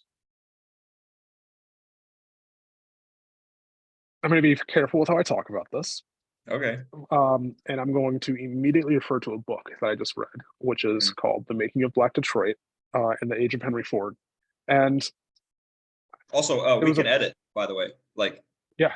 Oh, yeah. I know, Yeah, okay. but hey, I just we're want to not clear going to that up. risk So it. if anything gets We're said, we can just bloop, yep, beep. we're going to try and keep this raw though. Oh So yeah, of course, of course. That's always better. But just to be clear, in this continue. Black book, Detroit. it was focusing pretty heavily on the different communities that arose in the city, like during its heyday, a little bit post-industrialization time, so 1920s to the 1950s. Let's say even say 1910s to the 1950s, and a way that the community was easily put together and got on the same path and same ideas and whatnot was churches. A lot of different churches were able to organize the community and get things done. That's not happening. Do I think that's a problem? To some degree, yes, because you're able to reach so many different people within your community who may have different opinions on things, but you're all able to have a community conversation in one place.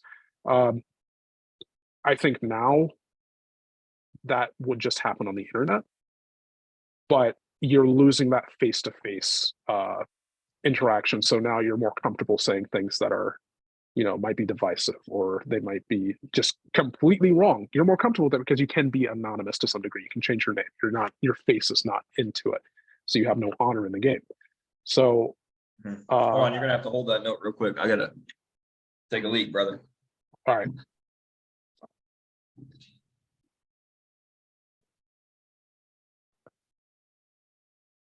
Okay. All right. Had a little break there. Little potty break. So I'm gonna re-ask the question here. So it was basically, do you see a kind of retreat in the presence of religion or religious structure in society, at least society in Western culture? And do you think that that has an effect on the morals and ethics of our communities? Okay. In regards to, do I see a decline in the practice of religion, at least in the United States? Yes, very much so. I mean, there's countless polls showing that there's at least for Christianity, there's a decline in faith. So for that, I think a lot of it, going back to the internet again, I think a lot of it has to do with the internet, of course, because you're not just taking the ideas and the beliefs of the people around you, you're able to experience the beliefs and hear what other people are saying about whatever religion. You're able to study religion. I mean, the art of religion has kind of faded because it's everywhere. You can read different fables from different cultures and different religions, and it's rather interesting because you're able to compare it to your own and then create your own beliefs around it, rather than, like I said, just the people around you. But morally, I don't know. I don't know if religion or the decline of religion has anything to do with people's morals degrading. Again, I think that's just our sensitivity has declined. And also, I think being such a global country, right? So we're influenced by numerous different cultures and religions and beliefs. Uh, if you're in a diverse community, I don't think that you're going to be able to conform enough people to one way of thinking, just because they're from so many different parts of the world. They've seen so many different things. They believe so many different things. So subscribing to one belief in a diverse community is difficult. If you're in a relatively smaller community, religion can thrive much healthier, just because you're a little bit insulated from the outside world. But for a community, I'm going to refer back to a book that I read for class not too long ago. It was called The Making of Black Detroit in the Age of Henry Ford. And it was focusing from around 1910 to 1940. Most community gatherings, most city events, everything that was planned was primarily done through the church. Most civil rights activists were promoted through the church. Everything that happened, every change, was primarily happening not because of technology, not because of industry or no, I've just lost it. The automation of building things. Everything changed because of the church. It wasn't just one church, obviously, it was multiple different ones, but people gathered, they exchanged ideas, and they created solutions at church. Now that doesn't happen. It happens on the internet, happens at community board meetings. We've stepped away from trying to keep ourselves isolated. I mean, like, the United States is notoriously used to be an isolationist country, not so much anymore. And with that, with the times changing, with technology changing, with people changing, the subscription of this way is the way here in the United States it's just not as popular anymore. I don't think. No, I know for a fact it's not based on the polls, but in the way that people treat each other, I don't think religion has anything to do with that. I think that's more so just what we're exposed to. We're exposed to more, we see more, we're able to create our own beliefs. Yeah, I'm just repeating myself at this point. Yeah, yeah, that makes sense. Like it seems that at least pre-internet era, the structure of a faith was very effective in keeping people geared, towards the community and towards benefiting others and, like these kind of altruistic goals. But now that you have access to the internet, this one dogma is not so enticing anymore because Yeah, it's like I see everything that's going on, so I'm not going to completely buy into this. And yet I'm not sure, crime rates aren't like 1,000% up. We're not without God. We are nothing, yeah, it's not yeah, happening quite that way. So maybe what really is important there is the sense of community. It's more the discussion of ideas. It's more the coming together. It's more things like that. So it maybe, and I don't know this for a fact, but maybe necessarily it was never religion in the first place that provided the guidance, but rather the structure and the connective sure. process of the religion. That's what it entailed, right? You see Right. these people all the time. They're people that you know in your neighborhood, and you help each other out, right? So maybe, moving forward, I mean, I think that people are still good people. People help Yeah. normally. I don't see a massive decline in humanity. I've got a massive hot take here. Okay. So I my think, point is maybe we're just shifting to a different kind of system, but there sure, may have been some nuggets of truth within the old. But proceed.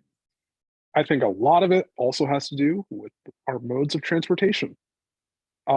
Because in the United States, we're a very car-centered society. Mhm. You're just not getting anywhere without a car. That's in a lot of places here. It's not possible.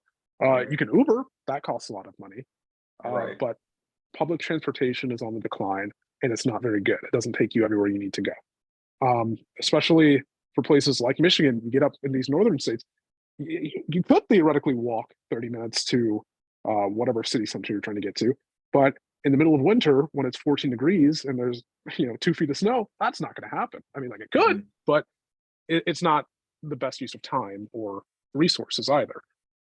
So I think the ways our community is put together, so everything being so far away from each other, everything being so spread out, suburbs being outside the cities and away from the community, that drives people away.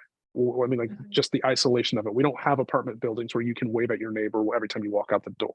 You see Right. your neighbor through the tree line. And you don't even want to talk to them. You just want to get on your way, and then you're driving in isolation, your private car with your own music or a podcast that you found. Um, you're not hearing the conversations of others around you. You're not influenced by the practices of others around you. So in New York, for example, I cannot remember what this book was called, but uh, it was essentially saying that the community is policed not by law enforcement but by each other. So being so Mhm. tightly put together, you're not as likely to go litter. You're not going to break into the house across the street from you because you know the person who lives there. You're not, I mean, like, even if you did, everybody knows who you are. It's like, oh, I Right. just saw John Scott break into your house yesterday, Mary Kate. Okay, well, I'm going to go knock on his door right next to me and be like, hey, why'd you do that?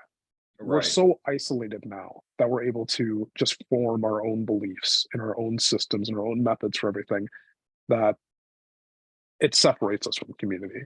And Mhm. that separation is also taking away a lot of our humanity because we're just Right. so focused on what we're doing and not everybody else. Mhm. Yeah, I mean, I'd say 100%. And then you have the double down effect of the internet, where no matter Yeah, what, in your isolation, no matter what beliefs, however crazy they may be, you're gonna find a group that believes the same thing, right? exactly. And then therefore you have no challenge, and you just continue to solidify this structure that you have created from, basically nothing or very Exactly. little or whatever, right? So yeah, 100%. And I don't really know that I have a solution for that. I'm not sure that I see where that goes. I have a Unless solution. Oh It's yeah. not very. I'm not going to say it's practical, just because of how we have designed this country. But if we were able to redesign the way that cities work, um, in that, you didn't have to drive 6 miles to get to the nearest grocery store. The nearest grocery store was just down the block from you. Mhm. You have a high school and an elementary school right down the block from you. If you're able to, you have streetcars, for example. If you had more buses, then even if you had a community that was very strict in their beliefs, those right next to you would be able to challenge you if you heard you talking about Right. it, right?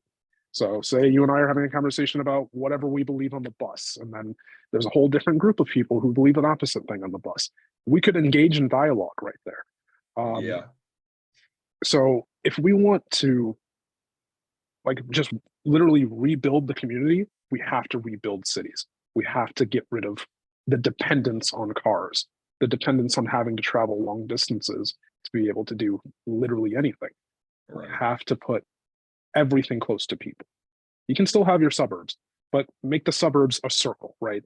So you have the houses and the streets and going into the neighborhoods, but then right at the center of that, you have your grocery store, your community center, your pharmacies, everything. Everything is there. So everybody in that community is in the same spot all the time, and then they can retreat back to their own little houses, but it Right. always brings them to the same spot. And then you can have you can go even further, put streetcars leading through those main arteries to the city or the city center. Um, if we want to become more moral people, Mhm. we're going to have to collaborate. And that's just what I believe. Right. And so basically, either way,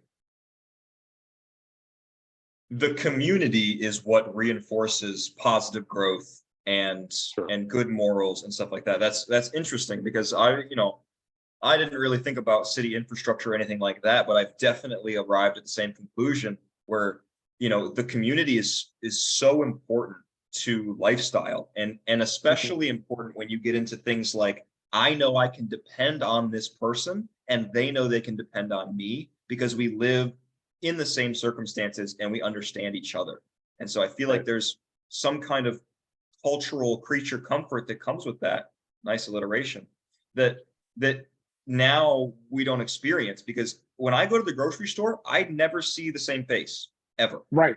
Yeah. I literally never. Maybe once a year, I'll be like, I feel like I've seen that guy before, right? Or the cashiers. But even Right. then, it's like there's so many people that it's just a revolving door. And so, like, I absolutely agree. And I kind of feel,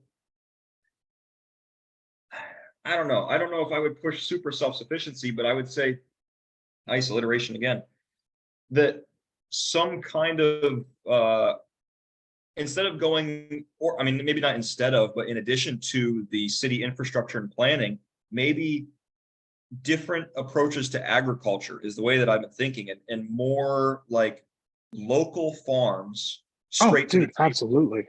And so then you have a direct interaction between the food source and the consumer of that food source, and they're all knowing each other. And so then you just have this much more interconnected web.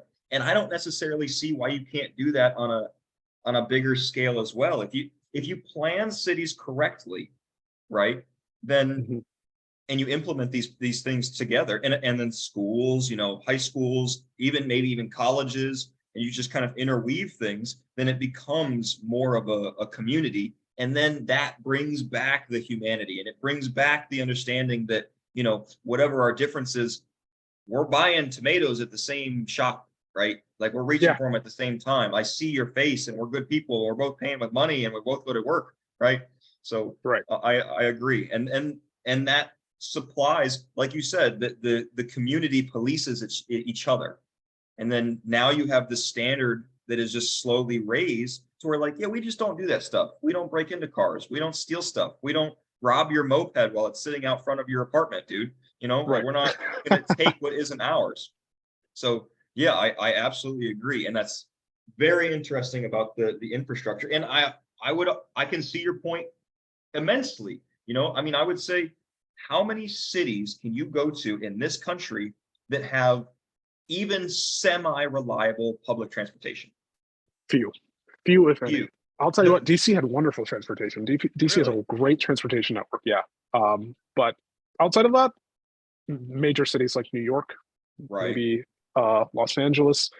But for example, Silicon Valley, Yeah. they have got 8 different public transportation networks, right?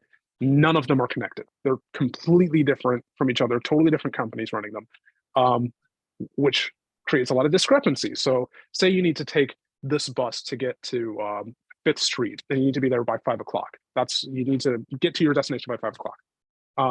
So now you need to take bus A that will take you Right. to Third Street, but not all the way to Fifth Street, and you get to the Third Street at 4:25. So you got plenty of time to still get to your destination. But that Third Street bus going to Fifth Street doesn't get there until 4:50. Right. That's just taking out so much time, and so it's not efficient, right? Right. We've cut off communities by these massive highways for single cars that constantly Yeah. get into gridlock.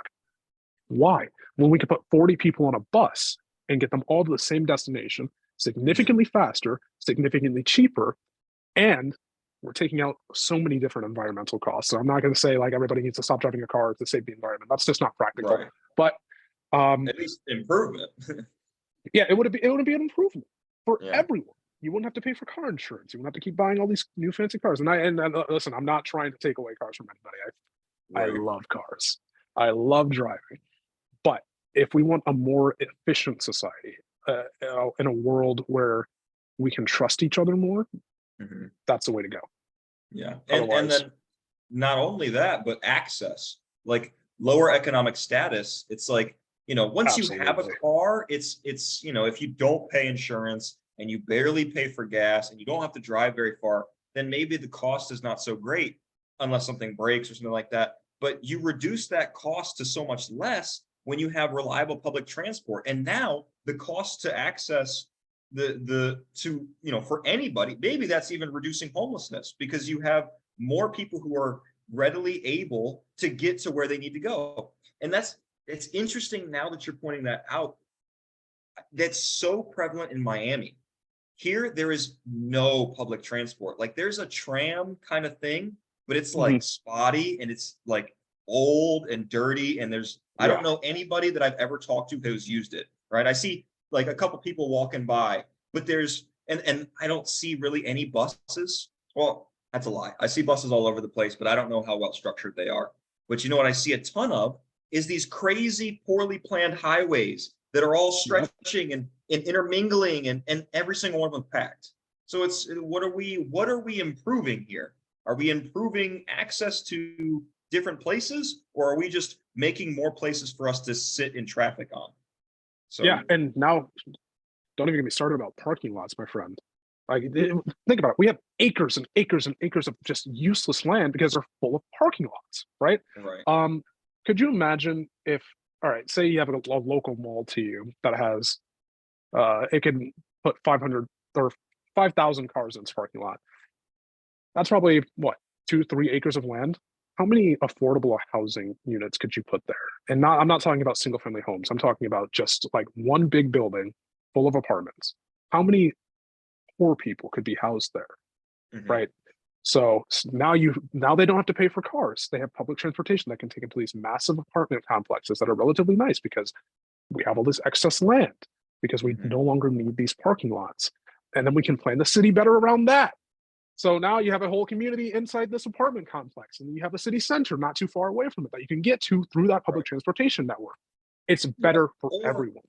or even best of both worlds is incorporate parking within the superstructure of the apartments, of the affordable housing Under it. underneath. Yeah, why not go down, bro? We're so, I mean, I guess the sky's the limit. You can only tunnel down so far, but you got to use a little bit of the space underneath the earth. That's just smart.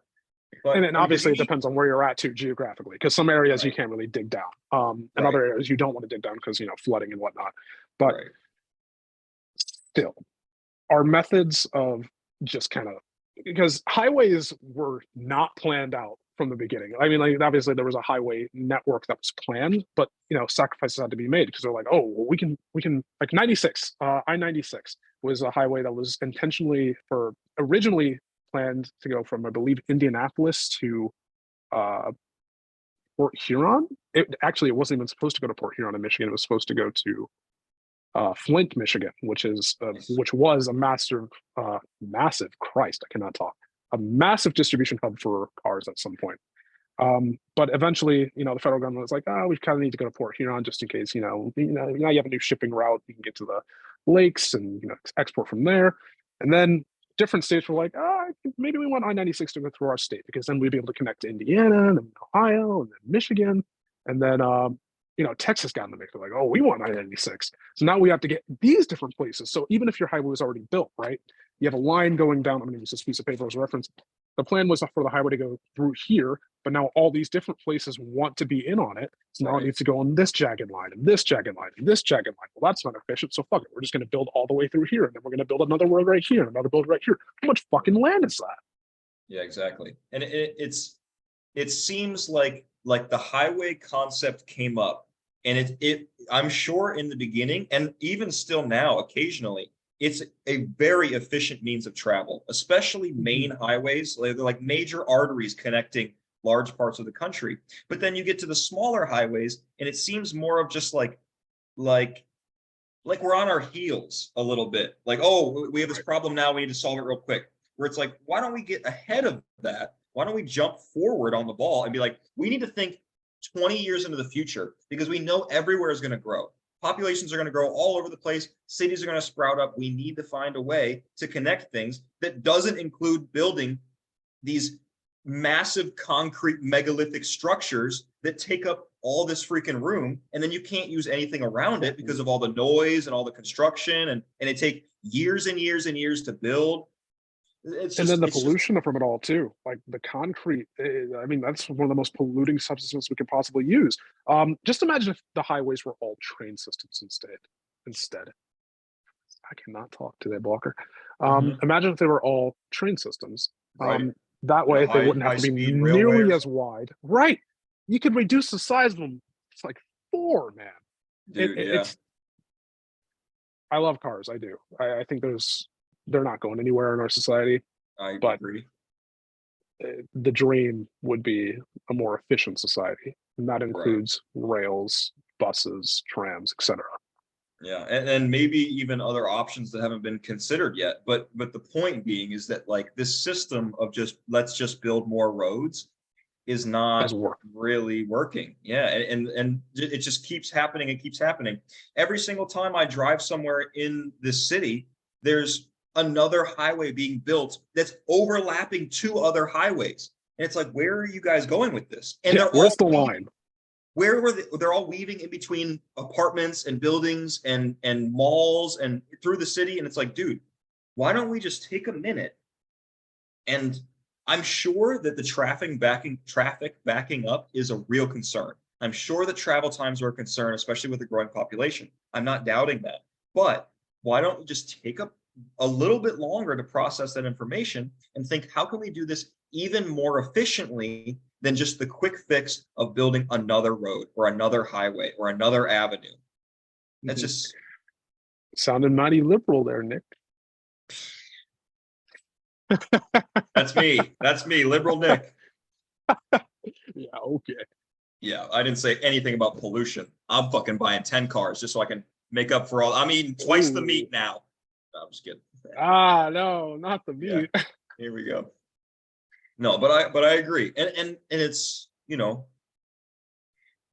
the doubling effect, like relating back to community and dealing with people, even if it's not as perfect as having communities that directly interact with each other, just the experiences of having reliable, like actually really good public train. Even the subway in New York is pretty good, but it's kind of shitty, right? I've been on there. It gets you where you want to go, and it's like going to get there, but it's like gross, right? Yeah. So imagine if you had like nice, well cleaned, maintained, yeah, exactly, very well maintained public access transportation.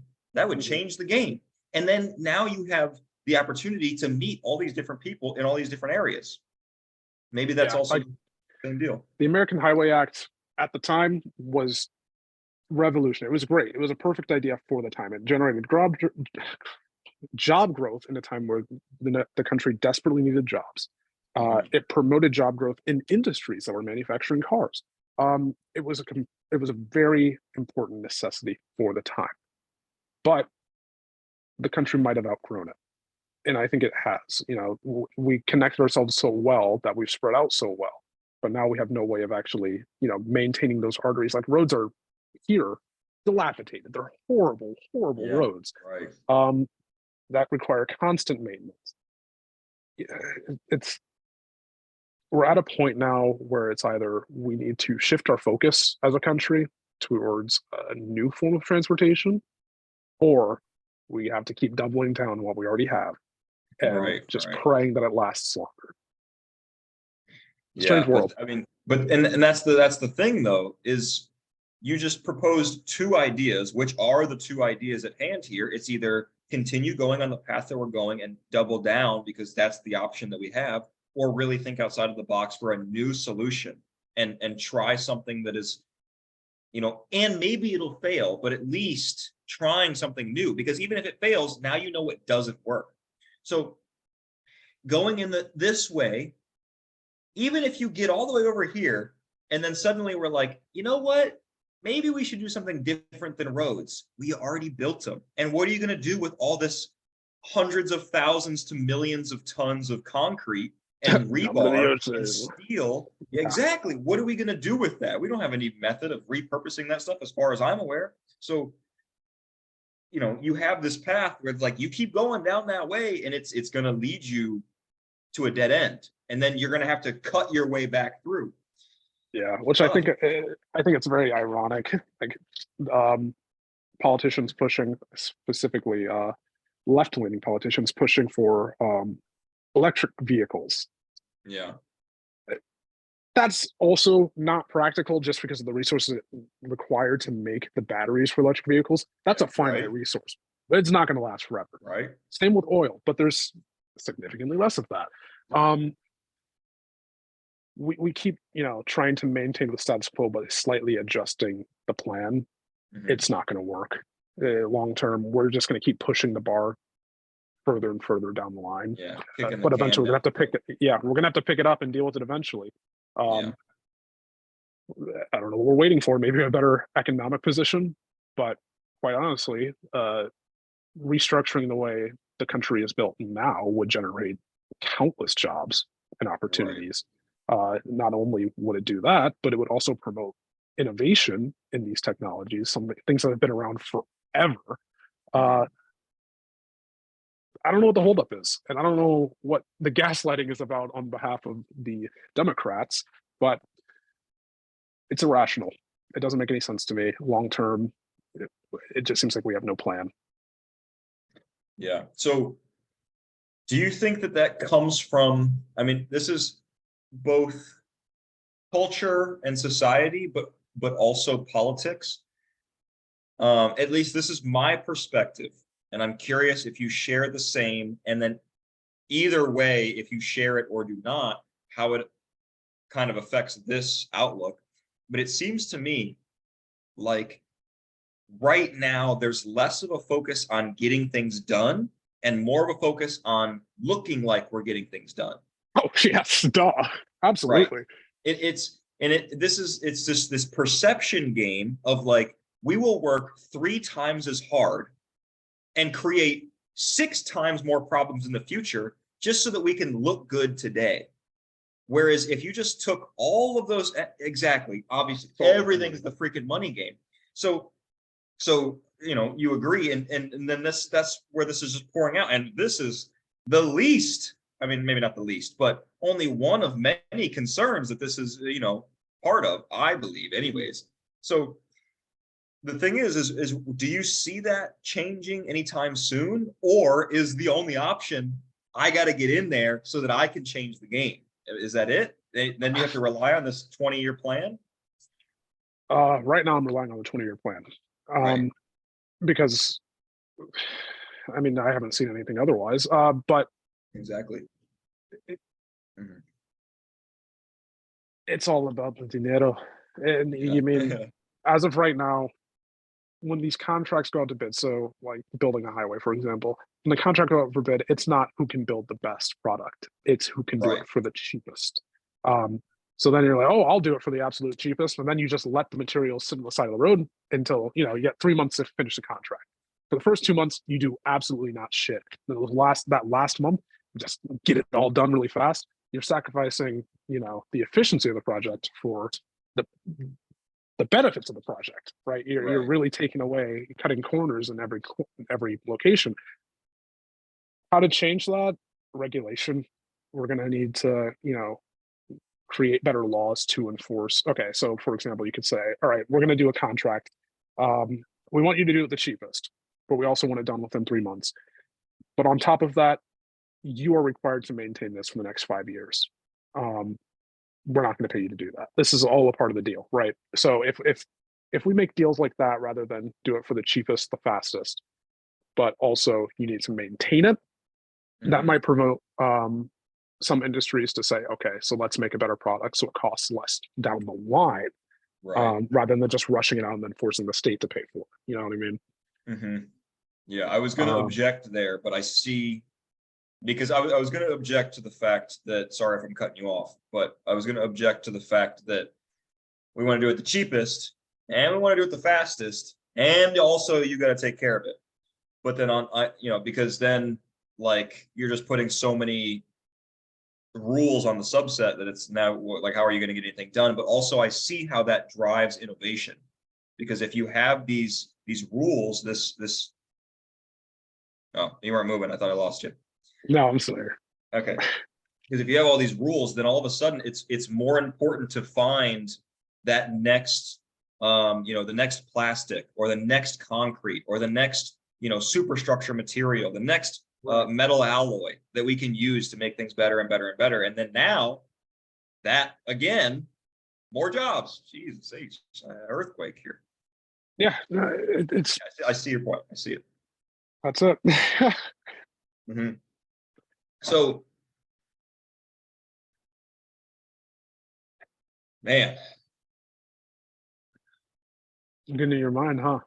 no, it's just uh, there's because I think about things like, maybe not to this extent in all of these different avenues, but I think about it a lot where there's a lot of things going on. And if I'm able to identify that this is a problem, then with some due diligence and some hard work, I could guaranteed find a good solution for that problem. I Mm, could, me, as I'm sure. thinking up here. And granted, I don't know the whole bureaucratic process that goes into making these things happen, but at the same time, it seems like, why is there such a hangup? And so now my only hope is, new leaders like yourself, and then, I don't plan on getting into politics, but with money, which I plan on making a ton of, I can definitely influence these things. But that's the only hope that I really see, because I haven't seen any change for the better. I've only seen change either the same or the worse, you know? Right. So therefore, the only hope that exists in my mind is that we have leaders who are learning from these mistakes now and growing and understanding that, like, these systems need to change. And to every extent, right? I mean, Mhm. government, schools, college, everything, public transportation, infrastructure, economics, banking, Right. information processing, all this stuff. Yeah. But hmm. So do you see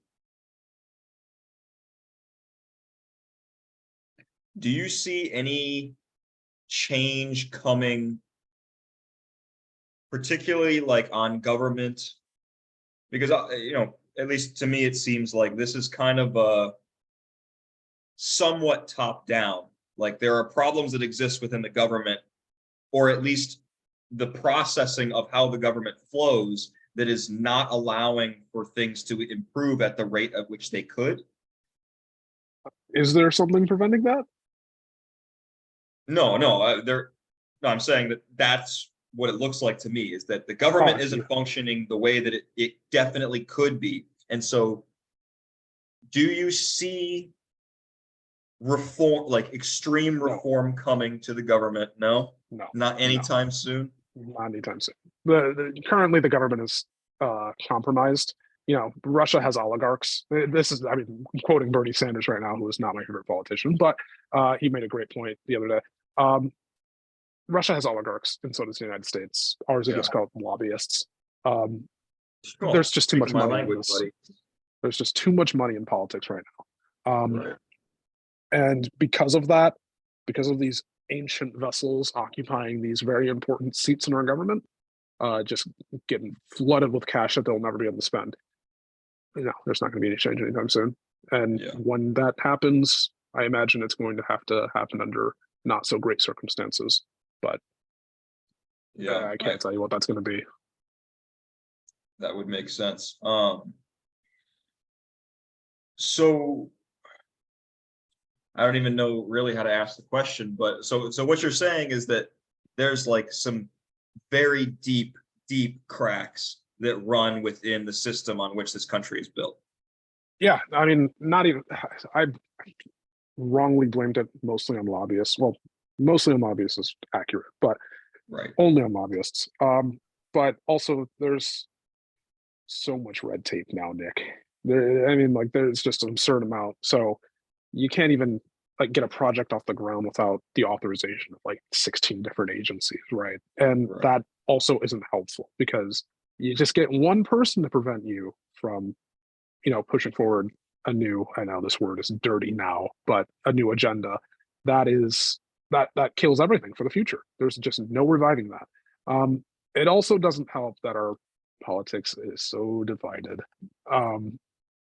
Even like we were just talking about public infrastructure and public transportation and whatnot, any reasonable person would probably think that's a decent idea. But somebody who just has to be my counterpart is going to disagree. And they're going to have a great point for it, even though it makes sense. They're going to have a great point, basically tearing apart whatever I just said. But they could still be wrong. If they're better spoken than I am, if they're more charismatic than I am, and you get people to believe what they're saying, even if they're wrong, it prevents progression. Right. And that's just horribly dangerous for our country. Right. So instead of fixing the problem, all the energy is spent on arguing. Yeah, even if they know they're wrong, and this happens on both sides of the aisle. It's not just Republican, it's not just Democrat. Even if they know that they're wrong on their souls, they have to protest it, because it's not in their best interest. Because, oh crap, my competitor is right. Well, if people believe that, then I'm going to get voted out of office, and guess who can't pay the bills anymore? And it's not always like a dirty, rotten thing. People need jobs. People need to feed their families. Right. So, but in order to do that, they might have to compromise what they truly believe in their own morals. Right. So this might be a lengthy question, so we may have to dissect it a little bit. But what it seems like to me, and what it sounds like you're saying as well, is that the two-party system, although the idea of it seems like a checks and balances, is deeply flawed. What do you see as an option out? Because if you have a one-party system, then you have a dictatorship, and then other options are decentralized. And going on that, do you see benefit in decentralized government and kind of tying that into cryptocurrency? Does that have any legs? Do you see that as something as a viable solution? Or, I mean, I know all this kind of stuff is decentralized as a concept is a bit in its infancy, but really the big question here is where do we go? What are even plausible solutions that we can propose? Because the division is one of, I believe, the core rotten roots in this tree, where it's you can't. I'll agree with you there. I'll 100% agree with you there. Where do we go? Yeah, it's a tough. I mean, solve the problems of the world, Harold, man, right now. Well, firstly, yeah, you're right. A one-party system isn't the way to go. That's not necessarily the smartest thing to do. But also to decentralize everything is equally as dangerous, because then Mhm. let's refer to 1930s Germany, right? They were in a pretty bad economic spot. The government is very centralized. Uh, I'm sorry, not so centralized, but that's how you create figures like Hitler. And this is obviously very dramatic, but um, it creates a possibility for things like Hitler, because there's no check The and point of balance. a charismatic new leader who steps up and takes charge and guides Right, the decentralized people in one direction. Yeah, I understand. right. And like that decentralization is not really a problem until they gain power. So when they have that power and there's nothing to check them from going a little bit too far. So say we got rid of the Secretary of Defense, and we got rid of Congress, and we got rid of Secretary of Transportation and whatnot. We just let Biden run everything. First of all, that's too many goddamn jobs for one person. Right. He's going to have to delegate people to handle those other tasks, and we do that to some degree now, but a lot of those positions are elected positions. um, we let one guy choose everybody on that board, they're all going to be swinging one way, right? Right. um, and sometimes that way is dangerous, like in the case of Germany at that time. But also, when you take away the central, or when you start to decentralize, um, you allow for very strong rhetorics to take control of the entire government, and that's equally as dangerous. So yeah, we want to get rid of guns, for example. Let's say Biden Dark Brandon has full control of the government, right? And he was like, yeah, fuck it, no guns for anybody, we're getting rid of them all. First of all, how are you going to get rid of them? That's going to be a problem in and of itself. But secondly, uh who gave you all that fucking power, right? Mhm. So your local town mayor is like, no, we're not getting rid of our guns, we're not going to do that, that's dumb. That's a failsafe from a corruption of power. The like Having different sects of government will always serve as a failsafe. So we can't just do a one-party system. Could we do something like a three-party system? Sure. um, but then you run into the problem of giving too many people too many choices, right? And when people have too many choices and you start to divide those choices, we start to lose focus on what the most important tasks are, because everybody else has a different task on mind. Like what is our number one thing? um, and even if the majority of people agree that it's one thing, maybe they're wrong. Simply, I mean, like, we're humans, everybody's wrong sometimes, and sometimes communities of people can be wrong, like in the case of Vietnam. um, but or better yet, the Iraq War.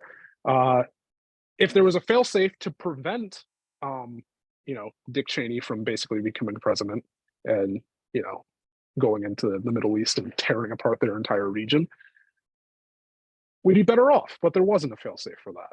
There wasn't a failsafe to say, okay, well, the vice president can't really tell the armed forces to. Well, there is, but Bush was barely president anyway. Um, the president just can't send the military to a foreign country to just wreck shit without Congress approval. That's what we did. Like, Congress is the only part of the government that can declare a war, but the president still has the authority to send our troops wherever the fuck he wants, but we not call it a war. Um, is that right? I don't know. I'm Mhm. not going to pretend like I do. I don't know the answer. Um, but if there were fail safes to prevent one man from, launching a nuke, like there are, I mean, they're there for a reason, to prevent corruption and rash decisions and wrong decisions. I don't think we should, decentralize power to Mhm. a massive degree, and I don't think crypto is going to have anything to do with it either. There was a time where I had a lot of hope for something like Bitcoin, but Yeah, me too. obviously, I wouldn't say that I've lost hope, but I would say that I'm much more pragmatic and realistic about my approach I just want to see where things go. I would love And to see where things go, but for that to become the status quo is absurdly dangerous because, like, the situation with FTX, right? Are you right, familiar with what happened with that? yeah, Sam That's a Bankman-Fried and speculations, especially speculations with like ties to Ukraine and things like that. I've heard, I haven't done my due diligence there, but I've heard like that he that's was decentralized power. yeah. I don't know. I don't have an answer for that. Yeah, well, I didn't really foresee you to have an answer for that, but I was just curious to see you know, kind of God walk around it damn! and How'd tinker you get so around. much foam on that? I just came out that way. Crazy. Yeah. So, well, I have many, many, many more things that I could go into in that arena, but let's move on to something a little bit lighter. Sure. I could definitely talk about this like all day. I feel like we could really get into the nitty Yeah, gritty we here. could. Yeah, but We're already it's running okay. on almost what 2 hours. Yeah, so we'll cut that end off. But um, I kind of want to move on, like I technology, and obviously we have this, you know, every single year the exponential increase in the technology that we have available is mind-boggling, right? Sure. And eventually this is going to lead us to some talks about space as well, but kind of talking about,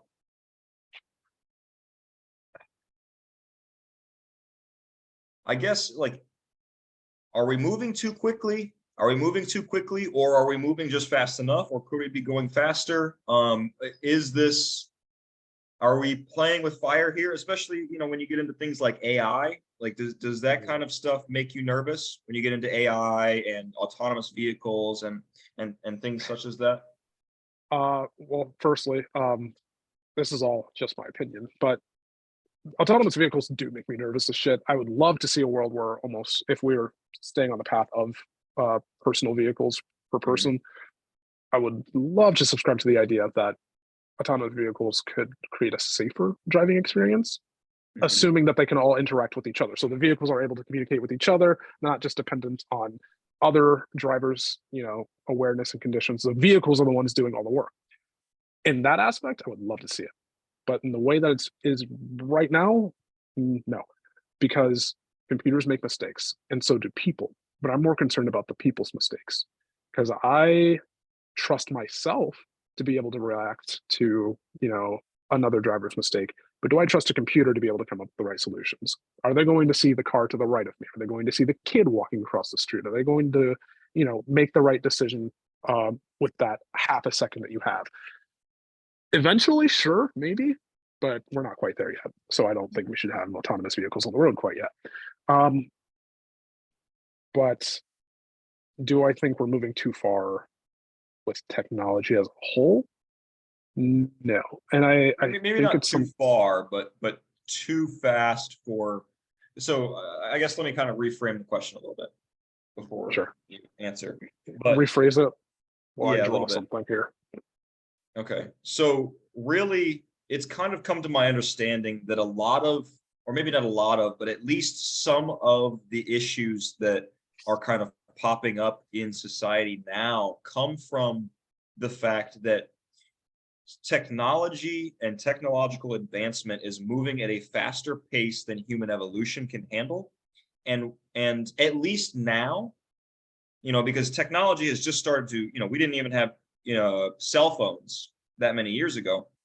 Sure, So and now we have the internet, which has access to every single piece of information that has ever been produced ever, right? And sure. human minds have not caught up to that fact, I don't believe. And so really it's just a framing of, are we moving too quickly, and is technology outpacing the level at which humanity can keep up, essentially? Okay. To answer this question, I drew a little picture, right? Nice. And I'm going to assume, I'm not assuming, but I think this is called a sigmoid curve. Uh, and it's really just a theory that once you start something, there is a slow progression upwards, and then suddenly there's a big spike in innovation. But after that Mhm. big spike of innovation, it starts to stagnate a little bit because basically all of the first wave of the most exciting features are coming out. So let's use smartphones as an example, right? The first iPhone came out in what, 2008, 2009?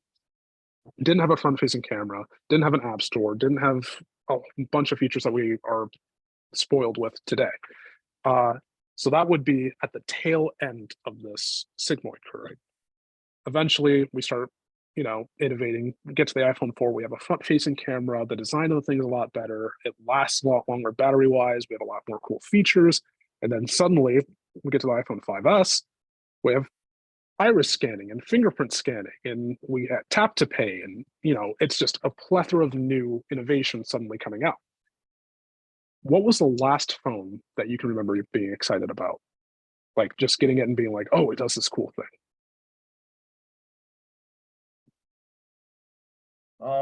Probably, man, I don't remember what it was, but it was sometime in high school when it was either a Samsung or maybe even a Droid, which I guess is still Essentially the same. same thing. It's Android Yeah, exactly. software. But it had like a fingerprint scanner on the back that could also measure like heart rate and all that Yep. stuff. That was the Galaxy first time I was like, S8. oh, Yeah, that was I think that was the Galaxy S7, 8 era, and then we had yeah, like the yeah, yeah, Note yeah. phones and Yep. whatnot. And they That would weren't very be cute and they were kind of like plasticky a little bit, but that was fucking cool. it was sweet, right? That's like we're starting to see the very, very neat, cool innovations. And then Yeah. after that, have you been impressed by much else? I mean, your screen has gotten a little bit better, your pictures have gotten a little bit better, but have you been able to notice a massive change between, like, let's say the last 4 years of phones? Is there anything super cool about them? Anything Yeah. different worth Not justifying really. upgrading? Right. We Cameras, are upgrading. cameras always a little bit better. Screen's always a little bit bigger. That's But pretty is it much it. worth paying like $1,000 to upgrade it? I Yeah, don't not think really. so. I haven't. So like the understanding of I have of the sigmoid curve is the explosive growth is when everyone's super excited and everyone's consuming and buying and shit. Hmm. After that, it starts to stagnate out. I think we're at a stagnation phase right now, at least for computing regarding like cell phones, laptops, stuff like that. For AI, however, I think we might just be at the beginning of this new sigmoid curve. So it might Yeah. just restart all over again, right? So Yeah. Have you heard of right this? now we're starting off slow. Have you But heard of this chat GPT? I have, but I'm not super familiar with it. It's all started coming out during the semester, and I've been busy. Yeah. Yeah. No, I haven't had the time to really get affiliated with what's going on. But from what I understand, it's like pretty crazy. Like I've seen a couple clips of people, um, they'll say like, "Hey, write something that Trump would say," and it'll be like pretty damn close. Or like Sure. write a long joke in the style of this comedian, and that comedian will read it and they'll be like, huh. So that's I've seen a little bit of stuff, but from the rumors that I'm hearing around, there's a lot of people talking about it. There's a lot of buzz. I read a couple articles about it, but nothing that really like explained to me the hype. Um, Mhm. but it seems like one of the first leaps in AI technology, at least open access Yeah. AI. Yeah. And that's exactly what I'm talking about. I think it's just the start, right? So Yeah. it's not perfect yet. You could still, like, if something is an AI generated image or an AI generated video, you could still kind of see, like, okay, that's not super real, even though it might look hyper realistic. Maybe Right. there's a sixth finger hanging out. Like there's Right. just those small Have little you, have you flaws. seen these girls? Have you seen the girls Yeah, in yeah, like, I've seen them with the dude, 6 fingers and the all sorts of yeah. crazy stuff going on. I'm And familiar with sometimes that. I see them and I'm like, oh, okay, that's a normal girl. And then I'll like look at the comments and I'm like, oh,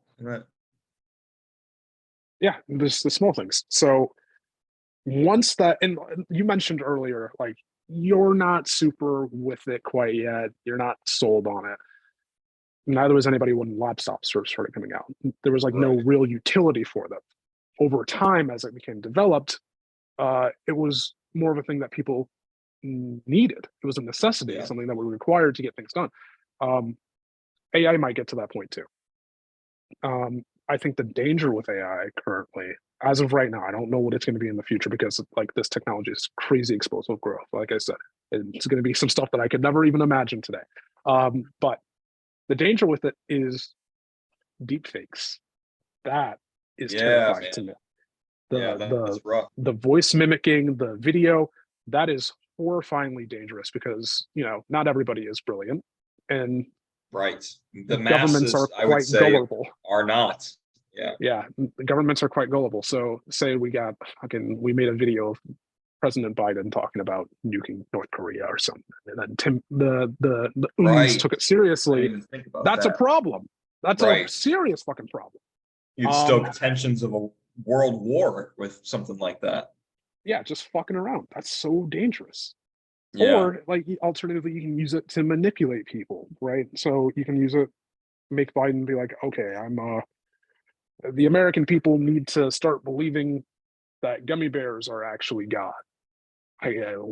Sounds Right. bizarre, but if there's a real video of a real man that I trust on screen and I'm just hearing this and I'm being deceived, I might actually take it to be gospel.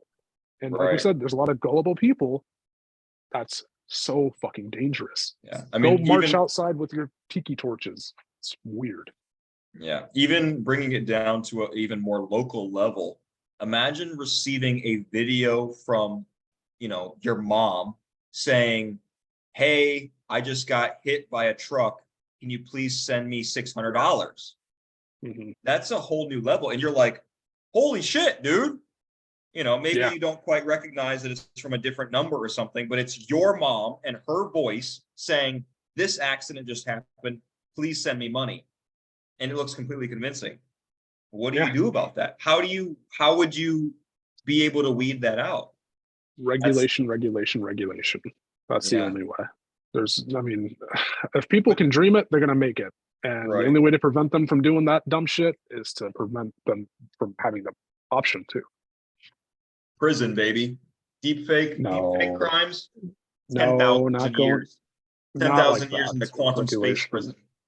but basically being like, okay, we need to prevent these softwares from being able to mimic uh, people's likeness so accurately, unless there's some sort of consent form that you have to upload before using this likeness or this and that, or like at the beginning of every video, or there's some sort of weird watermark. There needs to be something to Right. indicate that these are Telltale not sign. real, right?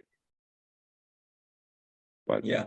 But then on the other hand, I also see a lot of practical uses, especially when you get into space travel, right? Like when you get into maybe not even commercial space travel, but just exploring even further than we have before, having AI, especially AI within a robot or something that can, at least do the little tasks that because okay, at least my understanding is that doing a spacewalk, putting on the suit and going outside to fix something on the ship or on the space station is it takes forever. It's very exhausting. It's pretty costly given the how expensive suits are, right? If you had a machine that was a learning machine and could accomplish those tasks, that seems like an enabling mechanism that could push us further out, places that we haven't gone before. So I also see some benefit there as well. I agree. And man, it's going to get to a point with this AI potentially to the point where it's going to be able to write its own code. That's the part that's also kind of scary, but very, very, very cool. Yeah. Scary because it's going to take a lot of jobs from people potentially. If we get to a point where computers are able to troubleshoot themselves, Mhm. dude, where okay, tell it design a new computer that's better than you in every single way. Okay, and then it just does it. And like that's fucking wild. But yeah, I don't really know the extent of what AI is capable of now, or I have no idea what it will be capable of in, I don't know, 20 years. But as of Mhm. right now, it's extremely impressive. It's very fun to speculate about, but there's no real indicators telling me which direction it's going to go. But I know that the voice mimicking is scary, and I don't like cars that drive themselves at the moment. Right. Right. Well, all right, buddy. I think that can about wrap her up right there. I think Yeah. that we've put the time in for the I want to first. do this again one day. Not Oh, not dude. a frequent thing, but I want to do it again so we can get more into discussions, because I can tell already, like, I want to come with more things to say, not just you ask me questions. I want to Mhm. challenge your thinking more, because this is your Yeah. fucking channel. You know what I mean? Right. Yeah. Of So course. And I think especially like on the terms of content creation and like go out and do this. I think that this has been an incredible learning experience, and I've had so much fun already. And I can definitely see value here in not only like moving forward, but with you specifically, like just like you said, doing this again, and then we can talk it over. Like this has definitely been. There are things that I didn't really realize, and now I'm kind of thinking differently, or things that I've already thought about, but now I have a new lens, and it's just this human interaction at a deeper level that I don't really get. And not only can we have this conversation, um, across, I mean, we've covered a broad span of topics, yeah, and we talked about a few things. yeah, right. And not only that, but I think that, I try not to put too much weight on my ideas or my words, because I believe that the same about me that I believe about you, that we're smart, and we know what we're talking about, and we at least have things in mind. But I also I leave room for growth in the future, that maybe some things that I'm thinking now or saying now may not be correct. But Right. um even still, I think that it's things have been covered in here that are, I believe, important, and not so far off from a truth that could be reality. And pushing ourselves and society and the people around us in a better direction, and the government and the world, and our Yeah. children and our forefathers, and And more importantly, our thinking.